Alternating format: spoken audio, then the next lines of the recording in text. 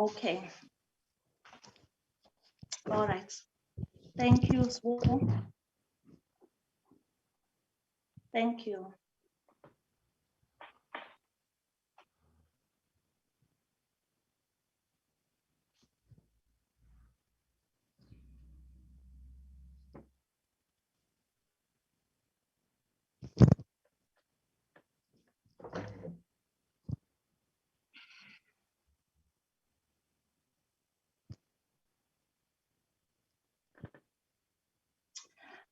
Okay, guys, we are officially commencing with our session.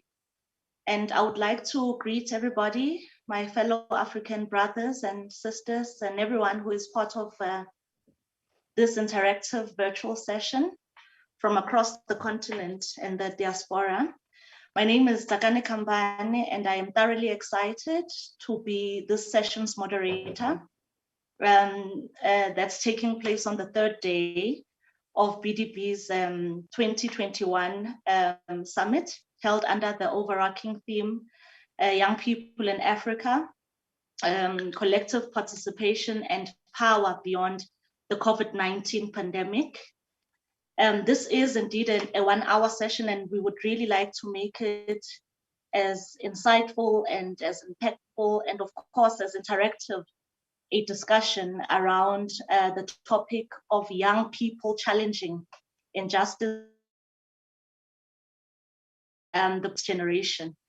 And of course, societies on our continent continue to contend with varying injustices, many which are universal to the whole continent, like the fact that our continent, with the second largest population, has only had access to 2% of global COVID-19 vaccines.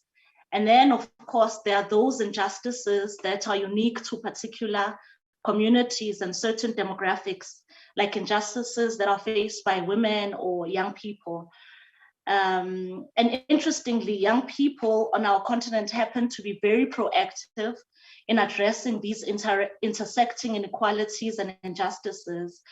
And what makes this generation, or what gives this generation more power, is that it's able to ride on the wave of digitization and social media to advance concerns and influence change. We are in an era where voices cannot be silenced, and justices in whichever corners are able to be heard and are able to attract millions of supporters across borders. And in this light, we are reminded of hashtags that have had significant impacts, like Nigeria's Not Too Young to Lead, and hashtag EndSARS, as well as South Africa's Roads Must Fall and Fees Must Fall, and Black Lives Matter, a movement that started in the United States and was able to spread globally, and as well as the Shut All Down in Namibia. So we have seen youth-led and often intersectional movements changing the nature of development and democracy in all regions of Africa, including the diaspora. And then much as activism and mobilization is important, so is the need for innovators, those who make scientific or medical breakthroughs and the like. And here we are reminded of the cell phone banking innovations in Kenya that have also reached different regions and the continent, making banking services accessible for all. And so this session aims to unpack how young people relate to political and economic systems of power, and how young people navigate and respond to structural social inequalities and that affect their lives, and how young people understand and work to change systemic social inequalities. And we've got a very interesting lineup. We've got very interesting panel members who are going to substantiate more on this topic. We have Stanley Malemaje. Stanley is 29 years old. He's an admitted attorney of the High Court of South Africa. He's an attorney at the Rights to Protest project based at CALS Wits University. He holds an LLB as well as an LLM from the University of Pretoria. He's a seasonal lecturer at jurisprudence at Wits University. He is a member of the steering committee of the Southern African Human Rights Defenders Network, and he was the 2020 top 200 million Guardian candidates. And then we also have Cynthia Chingwenya. Cynthia Chingwenya is a Universitas 21 Common Purpose Global Citizen Fellow and a researcher in the South African Parliament. She is a former Conrad Andeer Stiftang scholar who served under the economic diplomacy program at the South African Institute of International Affairs. And that was before she worked as a researcher at the National Commission for the Fight Against Genocide in Rwanda, and has delivered a TEDx talk titled Post-Conflict Identity, where she shares an experiential perspective on conflict resolution in Rwanda. There's really more to say about Cynthia's work and the things that she's done. But then because we only have an hour, I will then go to Frequency's biography. She is a storyteller. She's a speaker. She's a workshop leader and a performance artist. She's a gender renegade and a Shonga Kenyan migrant who self-identifies as masculine off-center, femme adjacent, and auntie or petty boy, pretty boy. Frequency's work interrogates and occupies the in-between spaces of gender and geography while exploring the mundane nuances and stark contradictions of everyday existences. This humanoid has been featured on and written in The Independent, the New York Times, OK Africa, Upworthy, TEDx, For Harriet, Teen Vogue, Huffington Post, the list goes on, and other outlets as well, and has a TEDx talk with nearly 1 million viewers that almost didn't get released. So I'm really excited to hear from this very interesting lineup of panel members. And without further ado, we will just go and let's go straight to Stanley to give us his input, his initial thoughts on the topic.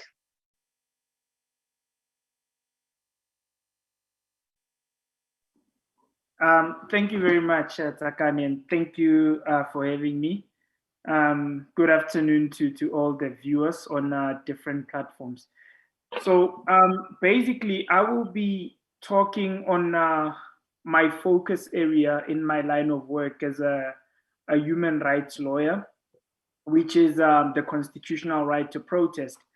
And we've seen a rise in young people and marginalized communities, using their constitutional right to protest, to fight for a right. So that's what I call it. So the constitutional right to protest is basically a right to fight for a right. People protest because they want access and realization of other fundamental, international and constitutionally guaranteed human rights. So just a little bit of synopsis into the legal structures of the constitutional right to protest is that in South Africa, we find this right in Section 17 of our constitution, which requires everyone to be peaceful and unarmed when exercising this right. Then we also have a domestic legislation called the Regulations of the Gatherings Act 205 of 1993, which we normally refer to it as the RGA, or the Gatherings Act, which kind of like it regulates the right. And the main purpose of that legislation is that whilst people enjoy their constitutional right to protest, they are entitled to enjoy the protection of the state. Now, we've seen, as you mentioned earlier on, Tsakani, a lot of hashtags, and especially also, during the pandemic, where we've seen young people and communities at large, even musicians, mobilize in order to change the status quo or to raise their concerns about how certain lockdown regulations were being implemented or were being applied. Now, I will I don't want to speak too much on the achievements that come up with the right to protest, but I'd rather speak to the challenges that people on the ground, and especially the youth, face when it comes to the constitutional right to protest. Now, we would remember that in South Africa, when the when the national lockdown was introduced, some of the fundamental human rights which were suspended, limited, or negatively impacted was the constitutional right to protest. So what it meant is that people couldn't, exercise the right in a traditional manner. So we couldn't gather for any reason. So the right was, it was heavily impacted, and that's why we kind of like saw the shift into the technological space where people were using like hashtags and so forth. But now what becomes a problem is that South Africa, like any other African countries, is that it is a developing country, and not everyone, especially the majority and the marginalized people in society, they do not have access to the internet.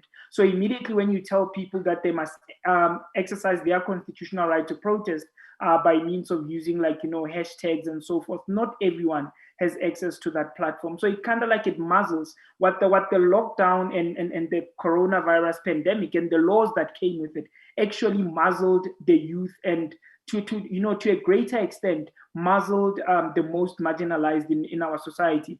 I mean, you'd remember when in the early days of the lockdown, our president came out and rightfully so encouraged everyone to wash their hands regularly in order to curb the spread of the coronavirus. But I think there our president negated the fact that not everyone has the right to access to water. And that is a basic service. And those are the questions that we need to start questioning as to, especially in South Africa, 27 years into democracy, and you still find the youth fighting the fight of the elderly, fighting the right to have access to basic services.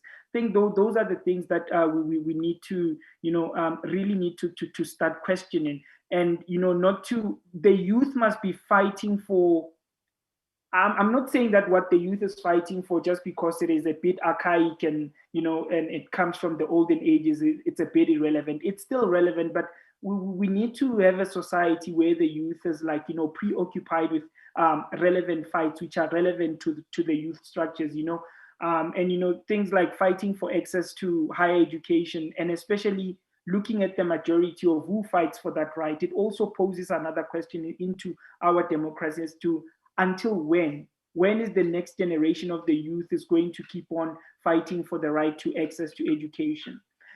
So also just to also give more context is that when we saw the rise in hashtag All Black Lives Matter, I remember in that period, I received, because the Right to Protest project, we run a toll-free hotline where we get all, queries regarding the constitutional right, legal such as bail applications, legal advice, and so forth. So I remember that time, the hotline was really, it was really beaming with calls about people asking that since our constitutional right to protest is by the lockdown regulations, how best do we stand in solidarity with the hashtag Black Lives Matter? It was those were questions. I'm telling you, I got those questions from Pretoria to Cape Town, and people were just trying to devise strategies of how to better stand in solidarity with the Black Americans, in the hashtag Black Lives Matter. And there I saw some creative ways being deployed by the youth. In Cape Town, what the youth did there was that we sort of like sat down and had a meeting and unpacked the relevant lockdown regulations, and we kind of like looked at the loopholes. And one of the loopholes is that although people were not allowed to gather, one was still allowed to go to the shops and do some essential shopping. You get what I'm saying? Buy your bread and so forth, or go for a jog or a morning run and whatsoever. So what the youth did, they devised a really good method. What they did is that they mobilized the community, but as individuals. What they would do is that one would say, I'm gonna go out for a morning jog. Then on my way to jogging or from jogging, I'm going to write a message card and drop it at the gate of Parliament, hashtag all Black Lives Matter. Then you had people saying, when I go and buy bread or buy my milk, I'll pass by Parliament and drop flowers. So that, that was a very creative way of protesting or standing in solidarity, with our brothers and sisters across the ocean to say that, we are with you, even though we do not have our constitutional right to protest at this current moment. We will try and bring out other strategies which will allow us to stand in solidarity with you. So those are just one of the examples how the youth actually, broke through during a very difficult time. But, a sad question was when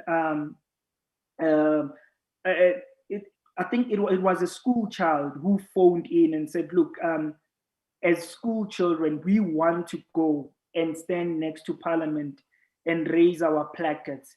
Then I said, look, if you do that, number one, you'll be contravening, the lockdown regulations, which is a criminal offense, and you're a minor child. So I wouldn't really advise that you go there because, all the levels of police brutality, in our country and across Africa, it's very worrying because our police are very heavy-handed when it comes to crowd control. So I advise against that. But,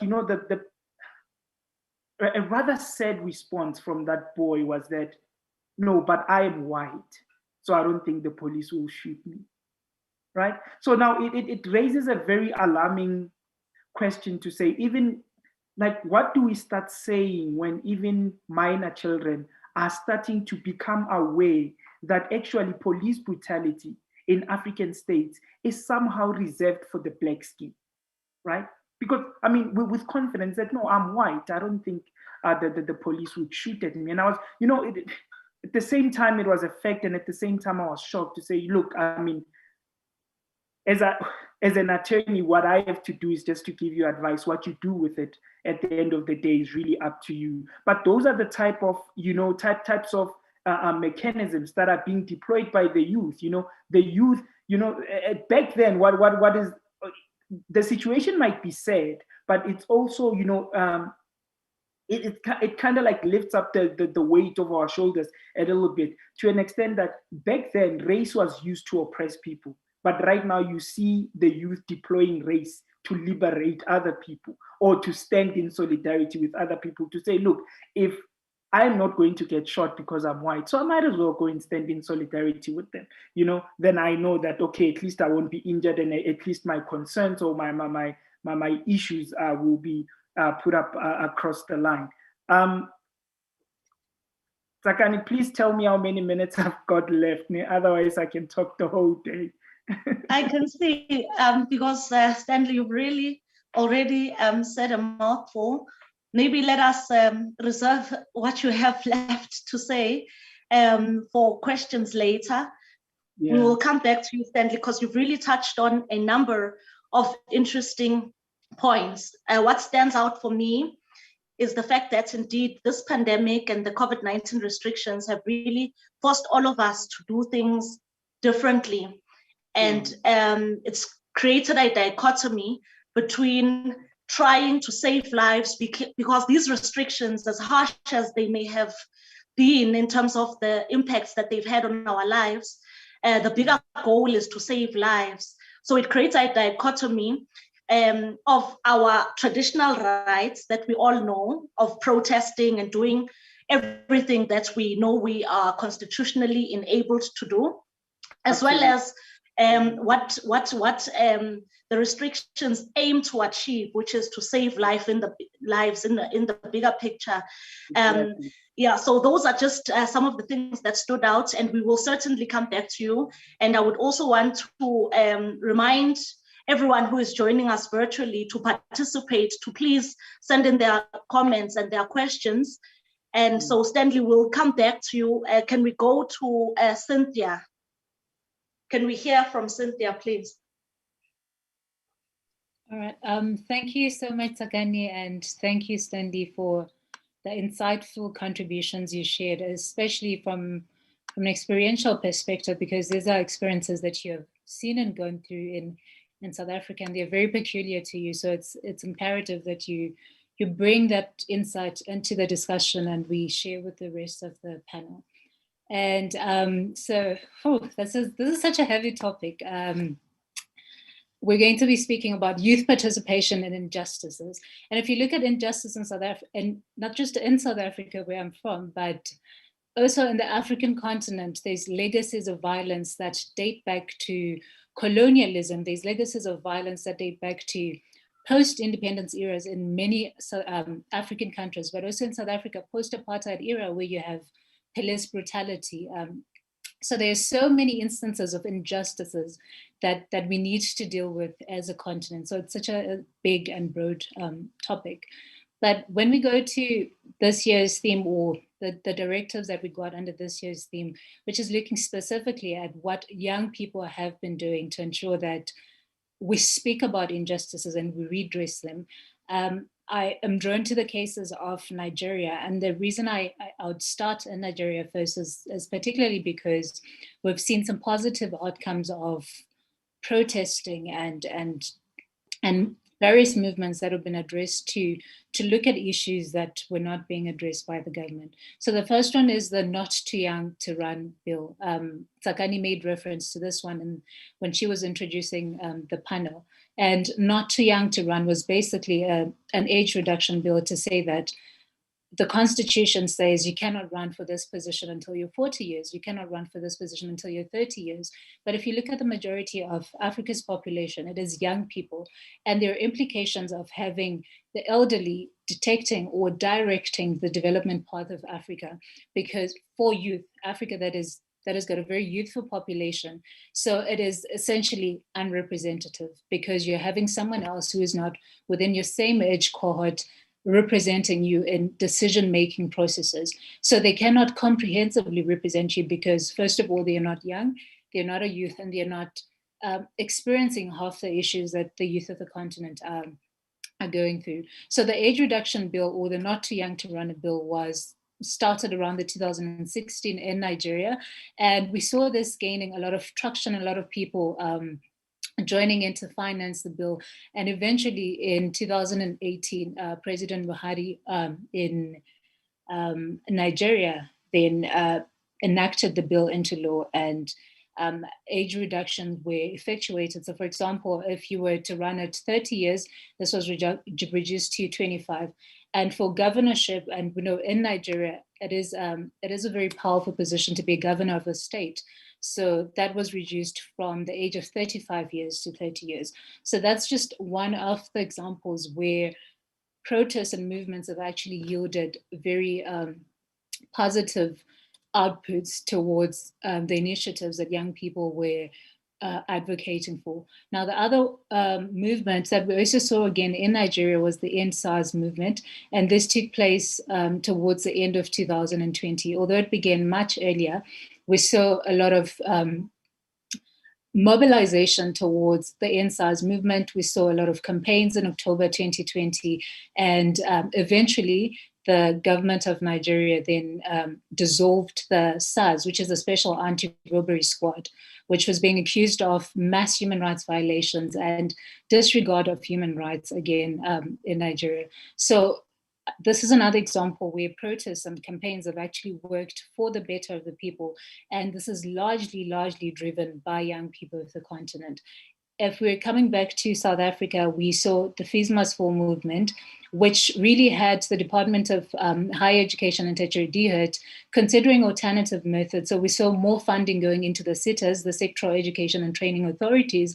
We saw initiatives such as learnerships being implemented. We saw initiatives such as in-service training, where the government departments collaborates or partners with different institutions, the private sector, the organizations that are offering certain services, to partner with the education system so that students are able to get some sort of corporate training within the industry as well. So these are different initiatives that were brought into the picture because young people had spoken out about issues that were affecting them. And in line with just in general, or at the international level, last year again, we saw Greta Thunberg championing the cause for environmental sustainability. And I think a lot of us would have seen the videos that were going around on social media platforms where Greta Thunberg, she's about 14 years old, and she was speaking at the United Nations conference, speaking out against the reluctance to address environmental degradation. And usually this is a conversation that seems very elitist, because you can't go to somebody who's hungry or somebody who doesn't have food and say environmental sustainability. It's not an imminent need or an imminent commodity that they need. But then these are issues that transcend just sustainability for national sake or for national pride. It's because most of the populations, for example, populations in rural areas, are the most susceptible to climate change. So if you're in the city, you're able to go to Pick n Pay, you're able to go to Spar, you're able to go to different shops to get your food. But if you're in the rural areas that you depend on subsistence farming for production of food, issues such as environmental degradation have a direct impact. So we saw that championing that cause transcended just national issues or national development issues, but they really spoke to young people, or people in general, and their livelihoods. So what is common in the above examples that I gave, from Nigeria to South Africa, the cases of the Black Lives Matter movement that Tsakani referred to, is the use of social media platforms. Campaigns such as EndSARS actually started off on Twitter. So we find that the use of social media platforms is very common to all these campaigns that I've referred to. But as young people, as we're championing the discussion for campaigns and activism and movements, we can't just leave it there. We're living in a continent where about 40% of the world, well, in a globe rather, where about 40% of the world population has not access to internet. Now, out of that proportion, a large number of it comes from the African continent. So it is easier to say, let us protest online, let us use social media, but how many people actually have the access to the internet? How many countries are taking proactive stance to build internet infrastructure so that people in the remote areas have access to the same equipment that somebody else in the metropolitan cities have? So as young people, as we're continuing this conversation again, I think we also need to make reference to how certain issues speak to persons who are living with disabilities. So it is easier for myself, it is easier for us to come to the platform and speak about issues that are affecting young people. But within that population, there are also young people who are living with disabilities, who are differently abled, who are living with HIV and AIDS. So we need to look into these issues and say, how does this affect specifically people within this group that may not actually be represented within young movements? And I think in conclusion, this is about 10 minutes. In conclusion, I'll actually refer to Frantz Fanon and the Rest of the Earth. He says, a generation must, out of relative obscurity, discover its mission, fulfill it, or betray it. So we had previous generations that were championing the need for revolution against colonialism, against white rule on the continent. And that was their cause, that's the cause they championed. So what will be our cause as the current generation? What is the one thing that we will press for? And also, what is that one initiative as an individual that you will take up and say, in my community or in my city, this is the one initiative that I would like to contribute to. And with this, I will conclude my contribution. Thank you. Thank you. Thank you so very much, Cynthia. I don't even know where to begin with your input, because you've really touched on the many examples where young people have really stood up, and tried to show that they are indeed very capable. Like in Nigeria, with what we've seen with the hashtags as well, as well as other areas, including South Africa. And you've also very succinctly touched on the gaps, the gaps and the need for young people to really deal with matters that really, really matter as well. For instance, the many other inequalities, and we must not leave anyone behind. We must not leave young people who do not have access to the internet, and we must not leave behind other marginalized pockets of our society, people with disabilities, which I think is very important. Even when we have these discussions, there are many young people who can't, not that they don't want to, but they simply can't, so you've really touched on very, very important points. And I'm sure we'll be coming back to you with questions and further comments that you would want to engage. We will now go to Frequency. Can we hear from Frequency? Yes, again, thank you all for having me today, and I'm so happy to have heard from the other panelists. I think my contribution will be much shorter than everyone else's, but what I wanted to touch on is specifically the way that engaging young people in the arts is also a freedom practice and a revolutionary practice for all of us, particularly because we are in a phase where I think, post-colonization, post-independence, which I don't think is the same as decolonization, but post-independence, we feel as if we are stuck in this new world that we were birthed into. And when I speak to youth, both in Kenya, sometimes South Africa, and here in the United States, where I'm currently trapped by the quarantine, I hear a lot of people who say that this is the way that the world is. This is the way that the world is. Things are like this. There's little that we can do to change it. And whenever I'm working with young people, one of the things that I make sure to instill in them as a foundation is that each of us is a world unto ourselves. And before we can impact this greater, big external world that we are all trying to engage in as better citizens, we have to first deal with the world that we are negotiating within ourselves. We have to deal with what kind of person we are internally before we even think about what kind of person we are externally to other people. And as an artist, I think that that's where art becomes incredibly important, is that art is a process of feeling. It's a process of engaging with feeling as a legitimate source of self-actualization and also a community contribution. And so when I'm working with young people, so many of them have been socialized to think that their brains or what it is that their thoughts contribute are the only things that matter. And often when I speak to them, their thoughts are in contradiction with the ways that they actually feel about the world and the passions that they actually hold. And whenever I encourage them to engage with the actual personhood that they think that they are, but might be afraid to be, it turns out to be an entirely different process of engaging with the world, often a more gentle process, often a more empathetic process, often a more humane process with each other. And I think I work with a lot of criminalized youth or youth who've been targeted by the system and the state. And one of the things that I teach them fundamentally is that no matter how much we think the state will work with us, it is a system that has fundamentally been made to not work with people who look like us. Even as we're talking about protesting, even when we're talking about all of these rights that have been granted to us under the state, they're conditional on the dehumanization, if not of ourselves, but of somebody in some sort of way. The entire world as it's set up right now is a hierarchy that necessitates there are people who are oppressed in order for whatever we consider human for the regular people to have access to. So I tried to talk to the young people that I'm in relationship with about the fact that this world that we've been born into, even though there are some things that are good about it, even though there are some things that are benefits or privileges or knowledges or things that we might want to keep, the ways that they are webbed together and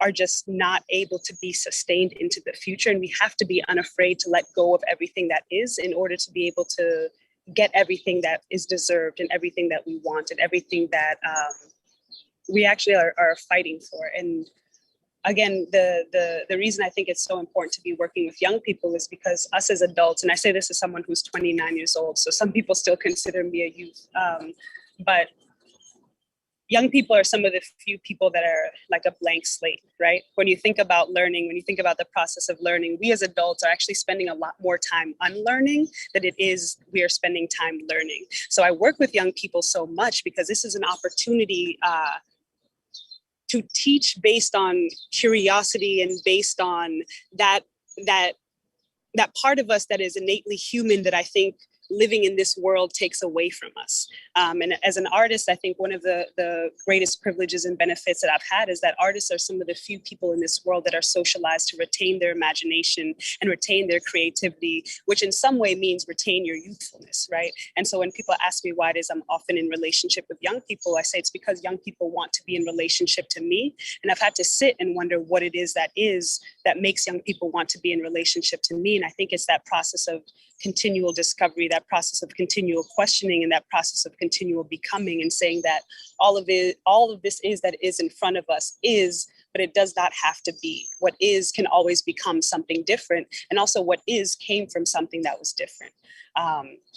Again, whenever I think about young people, we're talking about a timeline of the past, the present, and the future happening simultaneously and being created and negotiated at the same time. And when I talk to young people, I really try to instill in them that it's not as if I'm sitting here, imparting knowledge in them in that way that Paulo Freire talks about, that banking system of I know, so I'm depositing into you. But it's actually a mutually beneficial and reciprocal relationship. Whenever I mentor a young person, I make sure that they know they are also mentoring me, because as an adult, there's so much, again, I need to unlearn. There's so much spaciousness I need to be able to cultivate that I'm unable to do by myself because I've already been conditioned by the container of this world. So that's what I'll offer for this opening panel. And I look forward to answering whatever questions come my way. Thank you so much, Frequency. I can just characterize your input as very deep. That was very deep, and the only thing I can really reflect on, or rather say, is that there are certain times which are really calendar-based, that heighten some of the conversations or the attitudes that we tend to have. For instance, we are having this discussion 2 days after Africa Day, which has over the years been a period that heightens our introspective, our retrospective, as well as our prospective thoughts and conversations throughout the continent and the diaspora about the continent. And it's very interesting to hear that, in as far as you are concerned, your engagements with young people around very key issues is something that you continuously do. So thank you so much, Frequency, for your input. I think we'll be going. Yes, thank you. I think we'll be going back to Stanley now. Just a question, or rather a request that you, whether to just give us more light, as a legal mind that you are, whether respective legal structures in Africa serve people's justice needs. When you look at the constitutions of the countries in Africa, sovereign states as they may be, were you ever able to draw some kind of line that toes the fact that they are able to deal and address the respective legal needs for African people? I can give an example as well. With the South African very recent incident where we had the king of the Zulu nation passing on, and then we had some a dispute which was looked at dually from a traditional point of view and African customs point of view, as well as a Western and legal point, let me not even say legal, from a Western point of view. So I just want to hear from you, Stanley, if you feel that the legal infrastructure that we have in our continent is able to address our people. Sure. Yeah, that is a brilliant question. I think we need to remember, and let me not speak too much on the Zulu monarch, because if you look at that, it had to do more with just the recognition of customary practices and customary law versus as what you've just stated now, versus the Western system being the estate law. What happens when someone leaves a will, the final wish of the testator versus the customary practice in that particular area, those clashes. But in the context of human rights and in the context of the Constitution, I think we need to appreciate that, especially the South African Constitution, is progressive. It's a living document, and it is hailed as one of the best constitutions in the world. But what we need to acknowledge on top of that is that the Constitution in South Africa, to be specific, it's a bridge from the past to the future, right? But with this bridge, unfortunately, we have the past, some of the past injustices crossing with us into the future, because the bridge doesn't really discriminate as to who crosses and who does not. And at the end of the day, we still end up with the majority of Black South Africans still unable to tell a difference between democracy and apartheid. Because what used to happen in the past still happens now. Like, for example, let me make this example. As much as, we can talk about the hashtags and fees must fall, to be specific, I think one thing that we miss is that in the process of having the government or the Department of Higher Education announcing, measures that will see some funds being pumped into higher education. At the same time, and I'm not excusing criminality, at the same time, we end up with the youth being dished up with criminal records. Because during the protest, students, the youth get arrested, they get criminalized. And they are often, that few part, they are often forgotten when the whole thing settles. And we also, and sorry to be long, your question is just too interesting and too broad. And also, our legal systems also depend on political will.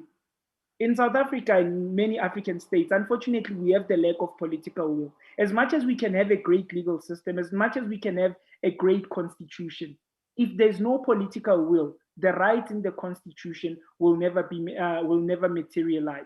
And according to one of the theories in jurisprudence, critical legal studies, the law is espoused to politics. It's so hard to break up that bond. So for the other one to really exist in the way that it's supposed to exist, it needs the other one to function properly. So I'll say once we start addressing issues of political will, then we will see the true constitution. Then we will see the true meaning of what it means to be equal before the law. Yeah. Thank you so much, Stanley, for your response. And then to shift matters a bit, let's go to Cynthia, but I'm sure we'll be coming back to you and to Frequency as well. So she must not go anywhere. Just to shift things a bit, we'll go to Cynthia. I've got a question here on WhatsApp, and it's asking that she unpacks the state of oversight and accountability mechanisms in Africa that aim at promoting and protecting human rights and addressing social injustices. Cynthia, are you able to take that question for us? I can give it a go. Okay. Oversight of the risk accountability mechanisms, that is, or sum it up. It is a challenge, and the reason I say it is a challenge is because if we look at your Chapter 9 institutions, as Tsakani said, the relationship between law and politics. I'll give a very popular example of Inkandla. And the reason I refer to Inkandla is because it is a very example where we saw the relationship between the Office of the Public Protector intersecting with the Office of the Presidency, where the police minister had investigated the presidency then and reported that there was no signs of corruption or no evidence of corruption. And then we had Thuli Madonsela then, who was then South Africa's public protector, coming in to say, no, actually there is so-and-so funds that were embezzled from the public fund. So you need to have, I think these institutions are very key because they're the vanguard of good governance and practices.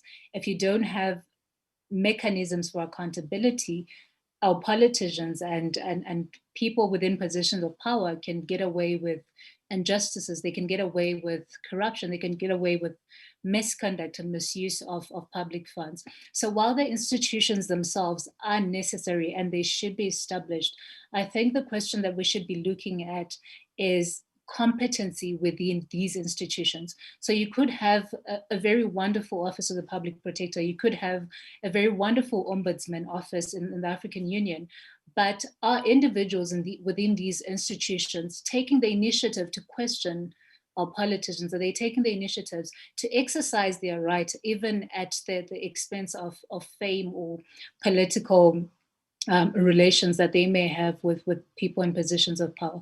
So first of all, I think yes, institutions of accountability are necessary and they're imperative in guarding against human rights abuses. But apart from institutions themselves existing, it needs to speak to implementation. Are mandates of these institutions being exercised by individuals who are leading them? And once that is not, and that's usually the case with South Africa, I think Tsakani would agree with me when we say South Africa doesn't have a law problem or legislative problem, it's got an implementation problem, because you've got such progressive laws, but when the laws are not implemented, then it is counterproductive. So there is need for, first, the institutions of accountability, and second, we need to question the integrity of individuals occupying positions of power within these institutions of accountability, because there is no point to have an institution where its mandate is not being exercised. So there is need to question the integrity. Is this person actually qualified to be in this position? Does this person have the personal and the professional characteristics to question when power is being abused or misused within a country? And I think once that is in place, then we're able to move forward and speak about our human rights and our democratic rights being protected.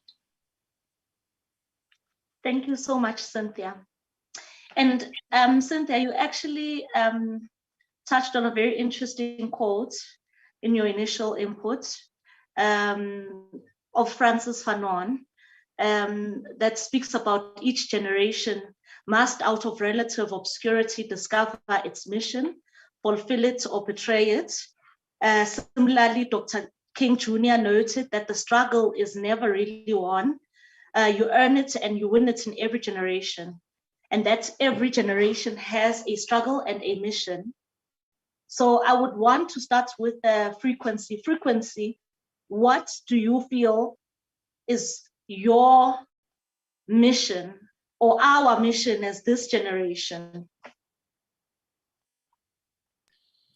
I'll say I think every generation has the same basic foundational mission, which is to preserve what it is from the past and your traditions that were actually generative, and to discard what wasn't in order to be able to move forward and toward the future, and to not be afraid of who it is that you have to become in order to move forward. And I'll find this quote from this person here in Atlanta named Mary Hooks, who has a mandate. We were talking about Black Lives Matter earlier, that we often say to each other when it hits this point of despair, of overwhelm, of what is it that we were doing this for?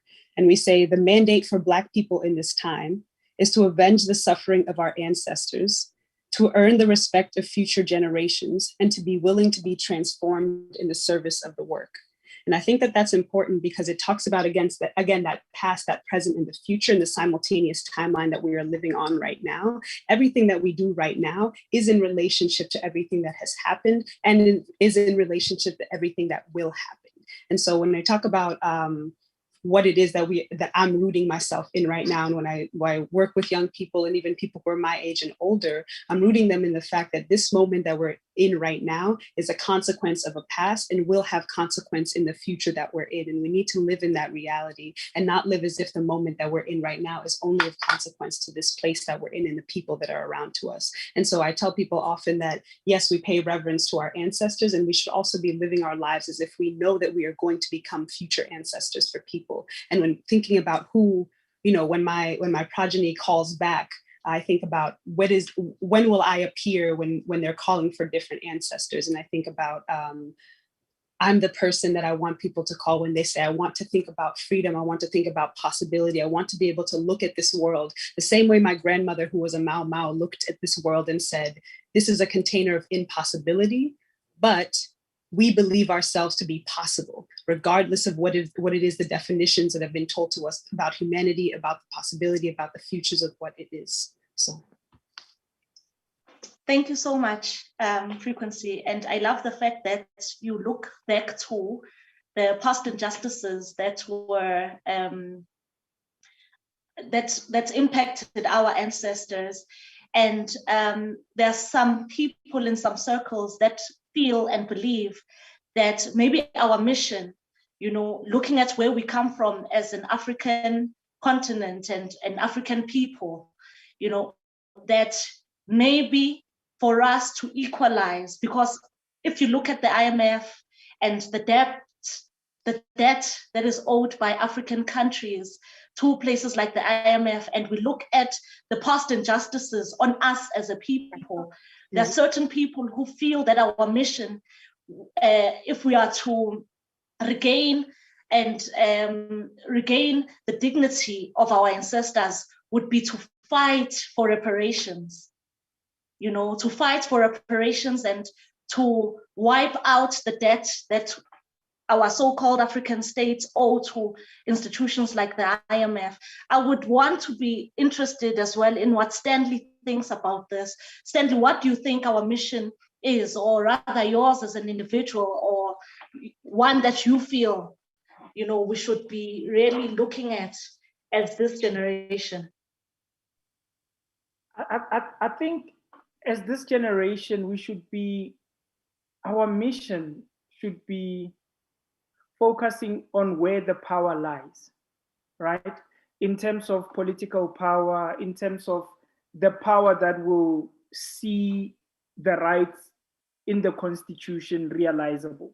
You know, because although, you know, with the two codes that, one from Frantz Fanon by Cynthia and one also by Martin Luther Jr. that you've just mentioned right now.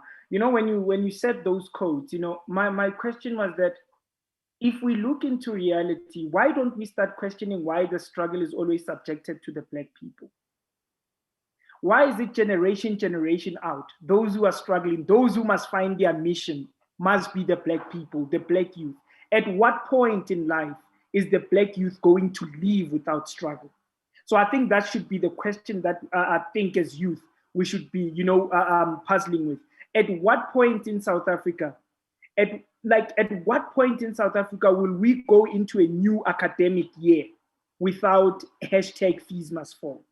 I think that's what, as the youth of South Africa, or as the youth continentally, globally, we should start thinking about. At what point are we going to say hashtag Black Lives Matter is a hashtag of the past and it will never revisit us? I think for me, that's, I mean, it's a difficult one. And I mean, it takes a lot. It takes a lot to kind of like decipher it. It takes the perspectives of, you know, decolonization, as Frequency said, you know, like, who are we? We need to know ourselves, and we need to start thinking about, are we being suppressed? Are these struggles that we are talking about, are they engineered?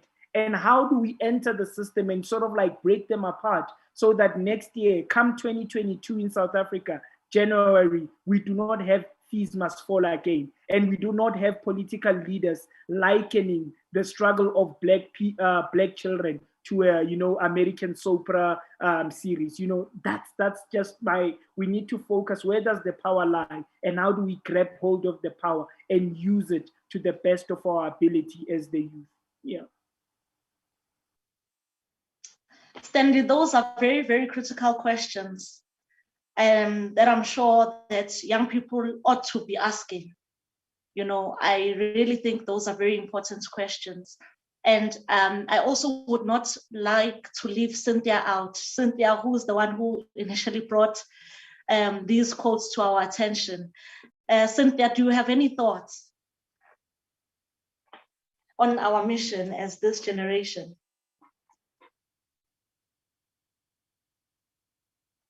Thank you so much. I had to ensure that I was not muted. So yeah, there's a very insightful contributions from my fellow panelists, to be honest, and there isn't much to it. But what I would say is, I think this generation is a generation of changing the narrative, whatever it was, be it human rights, be it rights of people living with HIV, be it rights of the disabled, be it rights of the LGBTQI plus community.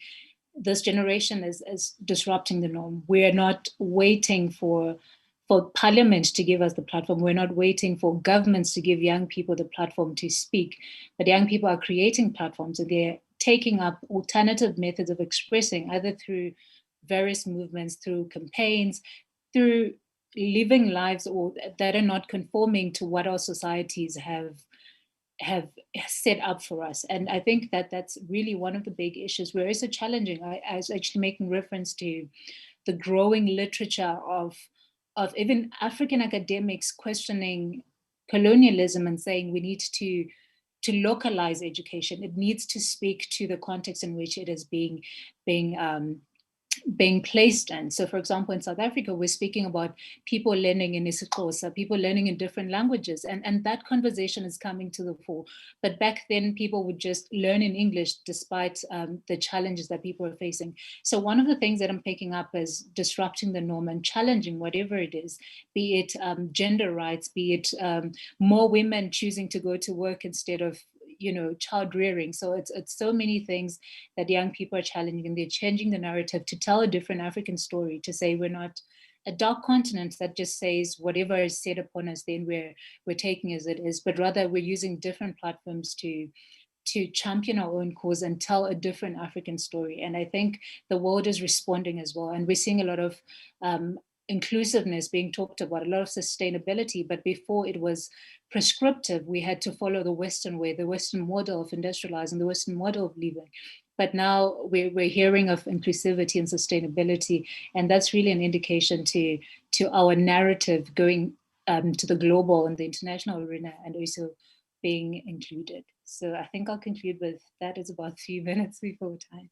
So thank you. Thank you, Cynthia. Indeed, we are actually running out of time. The session was meant to be an hour. And if those are your concluding remarks, Cynthia, thank you so very much.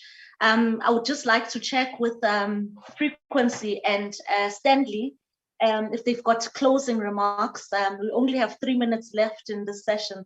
So I would really appreciate your parting shots, really. We'll start with Frequency. I just wanted to say thank you for having me on the panel, and encourage everybody, if you have the time and the space in your life, to mentor a young person, to just find the way to be in some young person's life, because even if they have parents, even if they have access to different things, there's something specific about being in relationship to someone who is older and who they feel like they can fully trust without repercussions, that really allows young people to become possible in a way that I think we need people to be possible in their full selves in this world that we're moving into. So if you have the time and the space, please become a mentor, and also please be open to the fact that young people can mentor you, because they are going to be the ones who are ushering in this new world that all of us have been dreaming about. Thank you so much, Frequency. Stanley, your parting shot.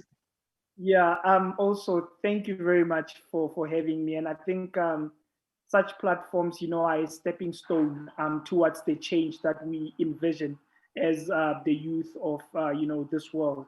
So, just in short, I think this mustn't stop here. It must continue, and we must have more robust, more challenging, and more uncomfortable, topics, regarding the status quo. And I think, this really changes the stepping stones towards change. So thank you very much for having me. Thank you so much. Thank you to all of you. This has indeed been a very insightful engagement, and I agree with all of you. I agree with you, Stanley, that we need more sessions like this, which will be more robust and will look into the very uncomfortable topics, because indeed, such discussions are not lost we've got a continent that is mired in a legacy of the past, the past injustices. And it cannot be through the barrel of the gun, it cannot be through other means, but dialogue is quite impactful, it's quite valuable. And we must have these discussions so that we can place our continent in a better standing in this globalized world that we find ourselves in, not only for itself, but for its people, all of its people. So I really appreciate your inputs and your participation. And I'm closing this session with those words. And I would just like to encourage people who have logged on, who are part of this virtual session, to not go anywhere, because there's the next session coming right after this. So thank you so very much. Thank you. Thank you. Yes, bye. Bye. Thank you, everyone. Bye. Thank you, Cynthia.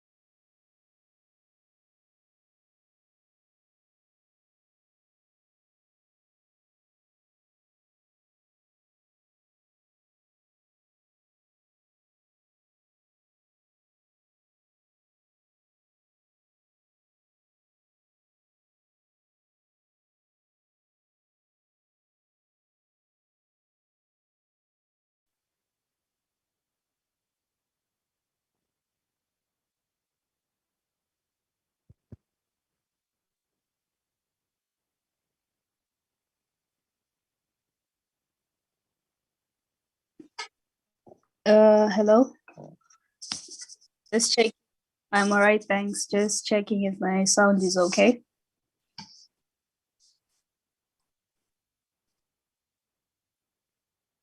Hey,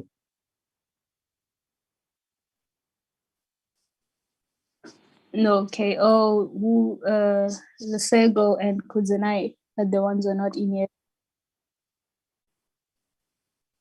All right, let me also confirm with them.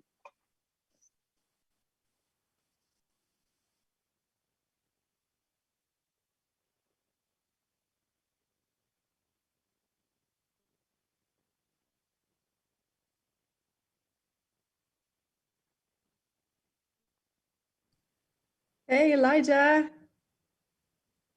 Good to see you, man. is that Tuli? Yeah. Hey, it's been a long time. How are you? No, it's so nice to see your face. I know it's good to see you too. So I'm gonna have to readjust my camera. You'll have to excuse me for a second. No worries. All right. Hi, Tuli Melila. Am I pronouncing your name correct? Yeah, that's correct. Thanks, Fatai. How are you? Good. Very, very got lots of work on, but really, really happy to be here. Yeah, I'm excited to have you here. Thank you. How are you doing? I'm all right. Coping up a little bit of cold here and there. Sorry. Yeah. Okay, let me confirm with the other guys.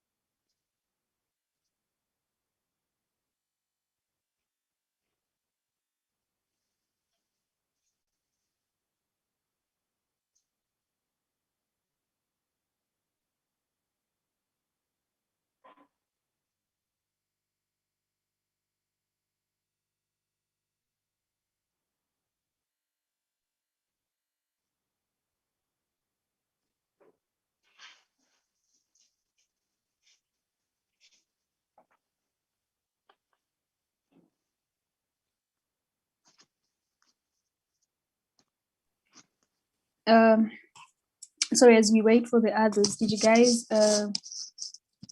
get a brief with the questions? Some of the questions that we're going to be discussing here.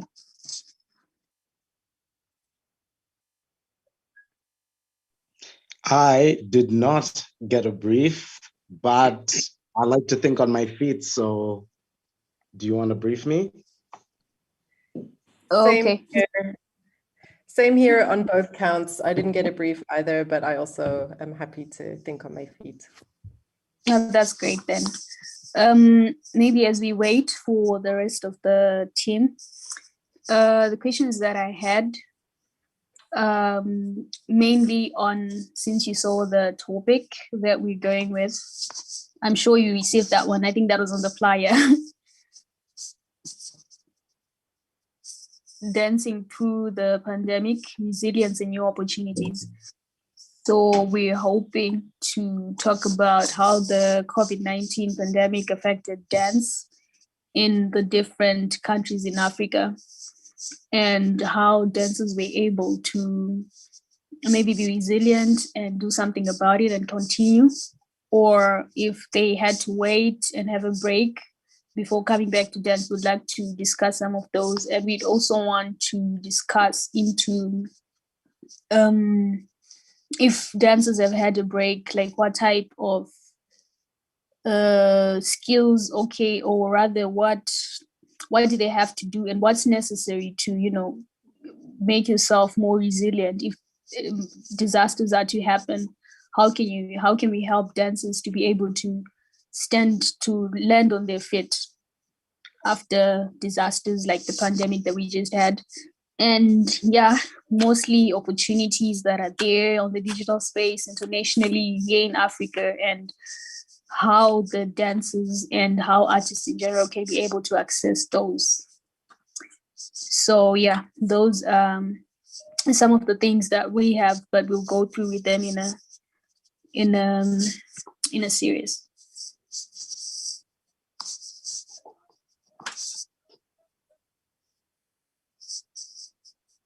Do you want somebody to answer that directly?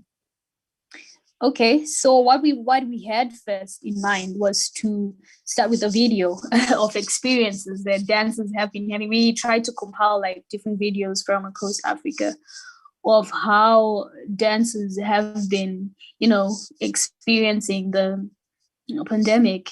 So we're hoping to have that video first. So I was kind of trying to have like the rest of the team on board so that we can start. Okay. I can see Christian. Hi, Kuzenai, how are you?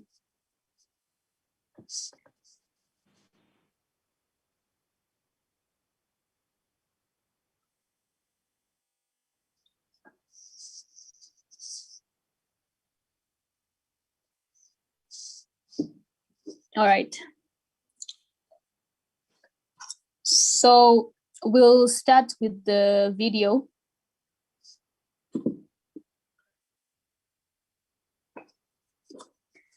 We'll start with the video, or maybe we can start with the discussion. Are we having, let me check if everyone is online.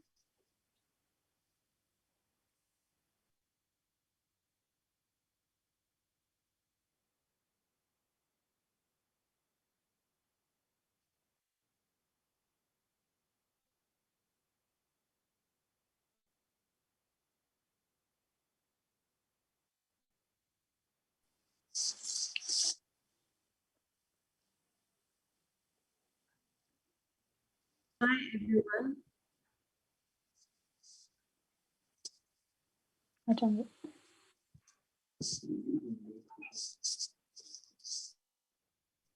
All right, thank you for that.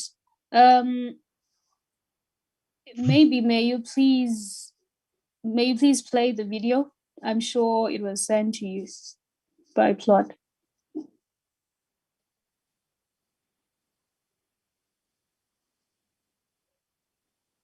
All right, let me confirm with Plot because I see he's not online.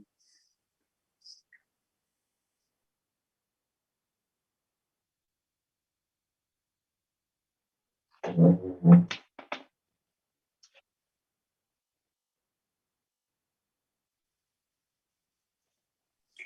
right, I think what's best for us right now is let's get into the discussions rather before the videos, because as I communicate with them to help us with that. I hope that's okay. All right, so yeah, sorry for the delay. Good afternoon, everyone. My name is Fadzai Matabira from Zimbabwe, and I have a background in dance, finance, and I'm also the dance programs officer with Jibilika Dance Trust. So I'm going to be moderating today, and on the panel, we have from Zimbabwe, we have Kudzanai. From South Africa, we have Lesego, and we have Elijah from Zambia. And then we have Tulimelila from Namibia. So I think to start off, we can have a bit of introduction. You can just give us a brief about yourself and a brief bio about yourself, and 1 minute each. You can just also share a little bit on how you've been handling your dance life through the pandemic and after. So we can start with Elijah.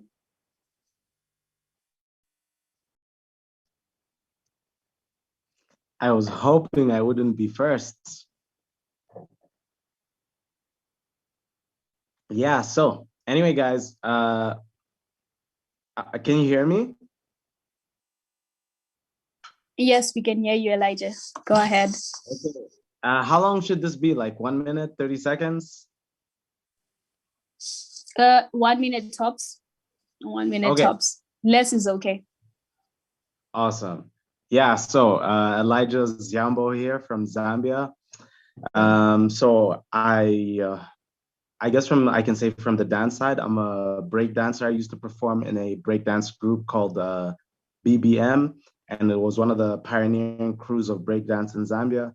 I also started the first urban culture festival that had a platform for people to come and compete in various dance disciplines, skateboarding and graffiti. So that's how I built my experience in this space. I did Mandela Washington Fellowship with Tuli Malila, because of the work I was doing in Zambia with street culture. Yeah, pandemic was terrible. It pretty much killed my whole business. I was out of work. All of my artists were out of work. I'm an artist manager. So we all had to kind of step outside of our comfort zone and do work outside of the creative industry to survive. And it taught us that we're capable of a lot more. And people started focusing things on like TikTok, and people tried to find other ways to survive. But yeah, that's pretty much it for me. All right, thank you. Thank you so much. May we have Tulimalila to join in. Thanks, guys. Thanks for having me. So my name is Tuli Melila Shichiwete. I'm from Namibia. And as Elijah said, I was also in the 2016 cohort of the Mandela Washington Fellowship, and we spent that time in Dartmouth together. I am a African contemporary dancer. I have worked all over the world, but sort of my absolute passion project was founding Namibia's first contemporary dance company, First Rain Dance Theatre. I also concurrently work and have been working in the human rights space. So with gender, race and identity, and SOGI issues. And 2 years ago, I started my own consultancy where I actually create attitude change curricula for international human rights organizations. So actually, I am logging in from Nigeria. I'm in Abuja right now, about to pilot a research program with the Gender Innovation Lab at the World Bank for social emotional skills. So yeah, it's been interesting.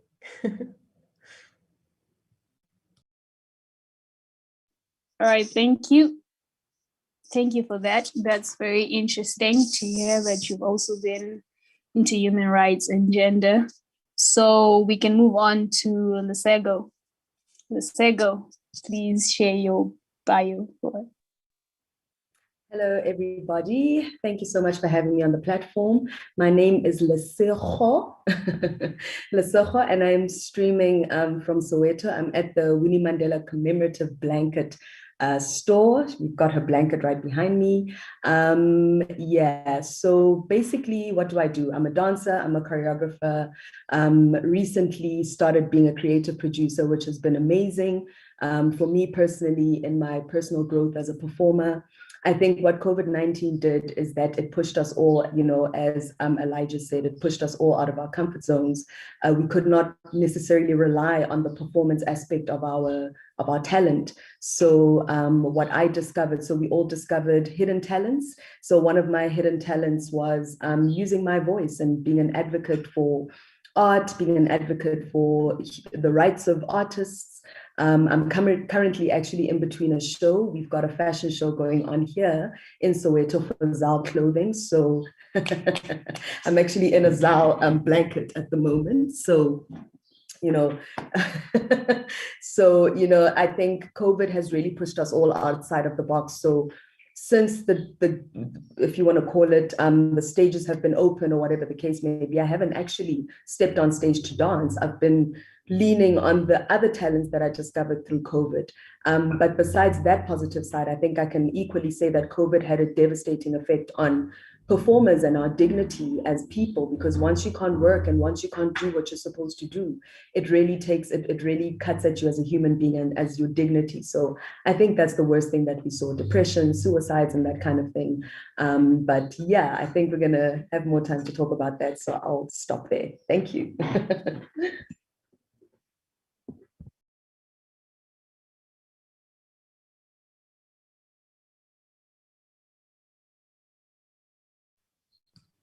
I think Sorry, Fatsai. I think you're muted. Oh, thank you for that. Thank you for that, Lesego. I hope I pronounced it right this time. May we have Lesego. Lesego. Lesego. I'm learning one thing I've learned so far. So Kuzenai, if you may please introduce yourself.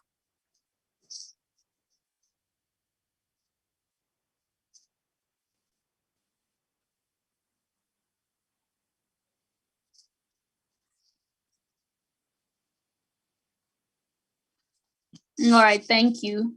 I think I also left out Richiru, aka Key. It would be good to have that last introduction and then we get into the discussion.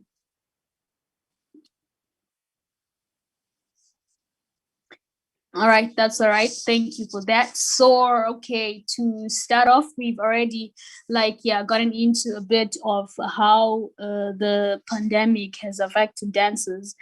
And I was hoping we'll, get into it a little bit deeper, just so that we can have a background as we go on into understanding the opportunities that we can have post-COVID and how dancers can be resistant.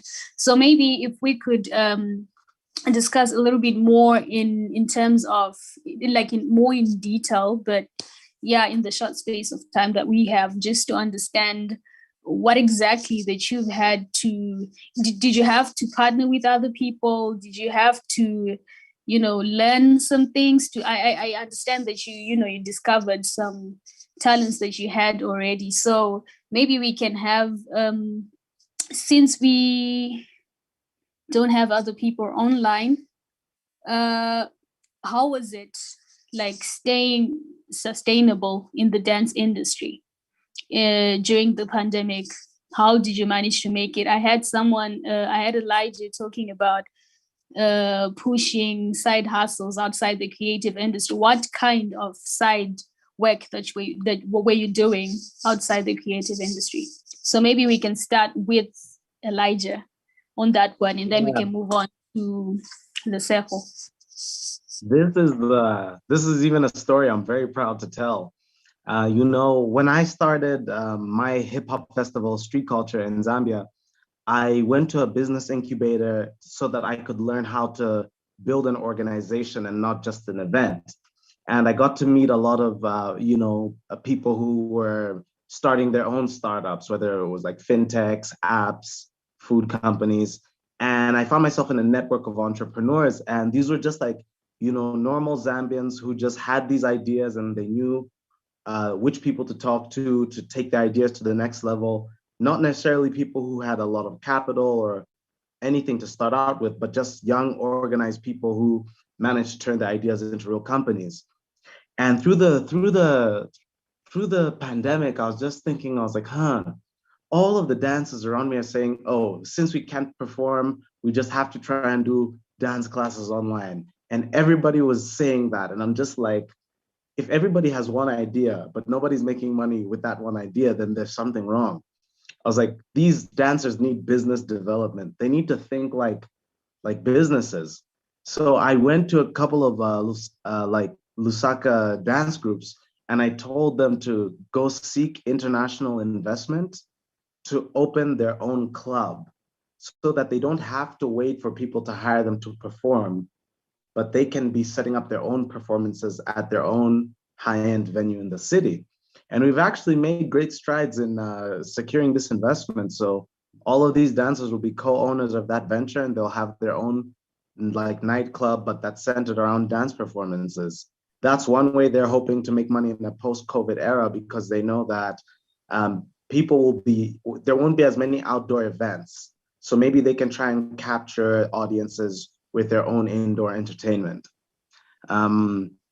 I'm even thinking of starting my own venture capital fund for creative performers if this actually goes well, but that's a very long way away. I'm just trying to use this experiment to see how maybe other dancers can learn how they can survive. And that's interesting. Yeah, but as far as investments are concerned, like how did you manage to get those on board? How did you manage to convince like investors, people who are not per se in the creative industry and understand the business in the creative sector, how did you manage to get them on board? That's actually what people don't realize is the easy part. It's easy. There's so much money around this world. There's more money out there than people know what to do with. That's why people buy, 50 million foot yachts or whatever. There's unlimited amounts of money, right? But what the world lacks is people who know how to tell great stories.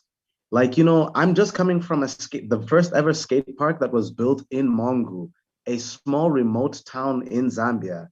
Some kid in Zambia just kept on telling people, hey, come see these kids who want to learn how to skateboard, but we're 30 of us and we only skate one skateboard. This guy managed to raise 50,000 euros to build a skate park in Zambia because he knew how to tell the story through his like social media and his communications. It's like, he was well written, he was articulate. Anytime somebody asked how they could get on board, he was very transparent. He had systems that made him look very credible, and like he wasn't like, he was managing his donations well. But my point is, where this investment is, it's everywhere. You could look at programs like Mandela Washington, Queen's Young Leaders, or you can go to your local US embassy, their grants or whatever. But like, if you can't really tell your story of why what you're doing is gonna be impactful, or it's gonna be big, or it's gonna be super profitable, and you can't, clearly explain these things, you won't get a chance to explain yourself to the people who have the resources you need. And that makes sense. Maybe Lesego, when you come in, may you please also help us understand the use of new media, like you were saying, that telling your story on the digital platform. How have you been able, or how have you seen other dancers being able to use that to their advantage? Well, just to pick up off what Elijah said, firstly, I think that's quite brilliant what Elijah's got going there. And I would love to read more, hear more, see more about what you're doing over there, because the idea, it seems like something so simple to talk about dancers taking themselves as business entities, but you'd be surprised at how many dancers don't see themselves as businesses. So, that's just talking a whole different language altogether. So Elijah, just sidebar, I think I would just love to know more about your project and what you're doing that side. The digital space was not an easy space for me to get into. I'm not much of a social media, whatnot person. But it's one of those things where we all kind of have to get out of our comfort zone and do what needs to be done. And I think when we were all locked up, there wasn't anywhere else to go but social media, especially for performers, because there was no work to go to or office webinar to log into in the mornings for meetings and stuff like that. So social media really became our family meeting as artists. It's a two-way street where social media has offered us an ability to promote ourselves online, which is amazing and great, because it means that your audience and those that you are technically working with and for, that pool suddenly is much larger. Where it was 100 people, it's now 100 million people. So that is the amazing thing about it. But I think for me, what it did is that it diminished our personal skills, our interpersonal skills, which became a little bit of a problem, because when you get into a room with dancers face to face, then there's that interpersonal challenges that we have. So, social media, I think, is a good and a bad thing both ways. I think it's also, as I mentioned, it offers different ways in which we can present ourselves. I can make, for example, there's the corporate theater scene in South Africa is very big, where corporates, your big giant corporates, they will create corporate shows and hire lots of performers and dancers.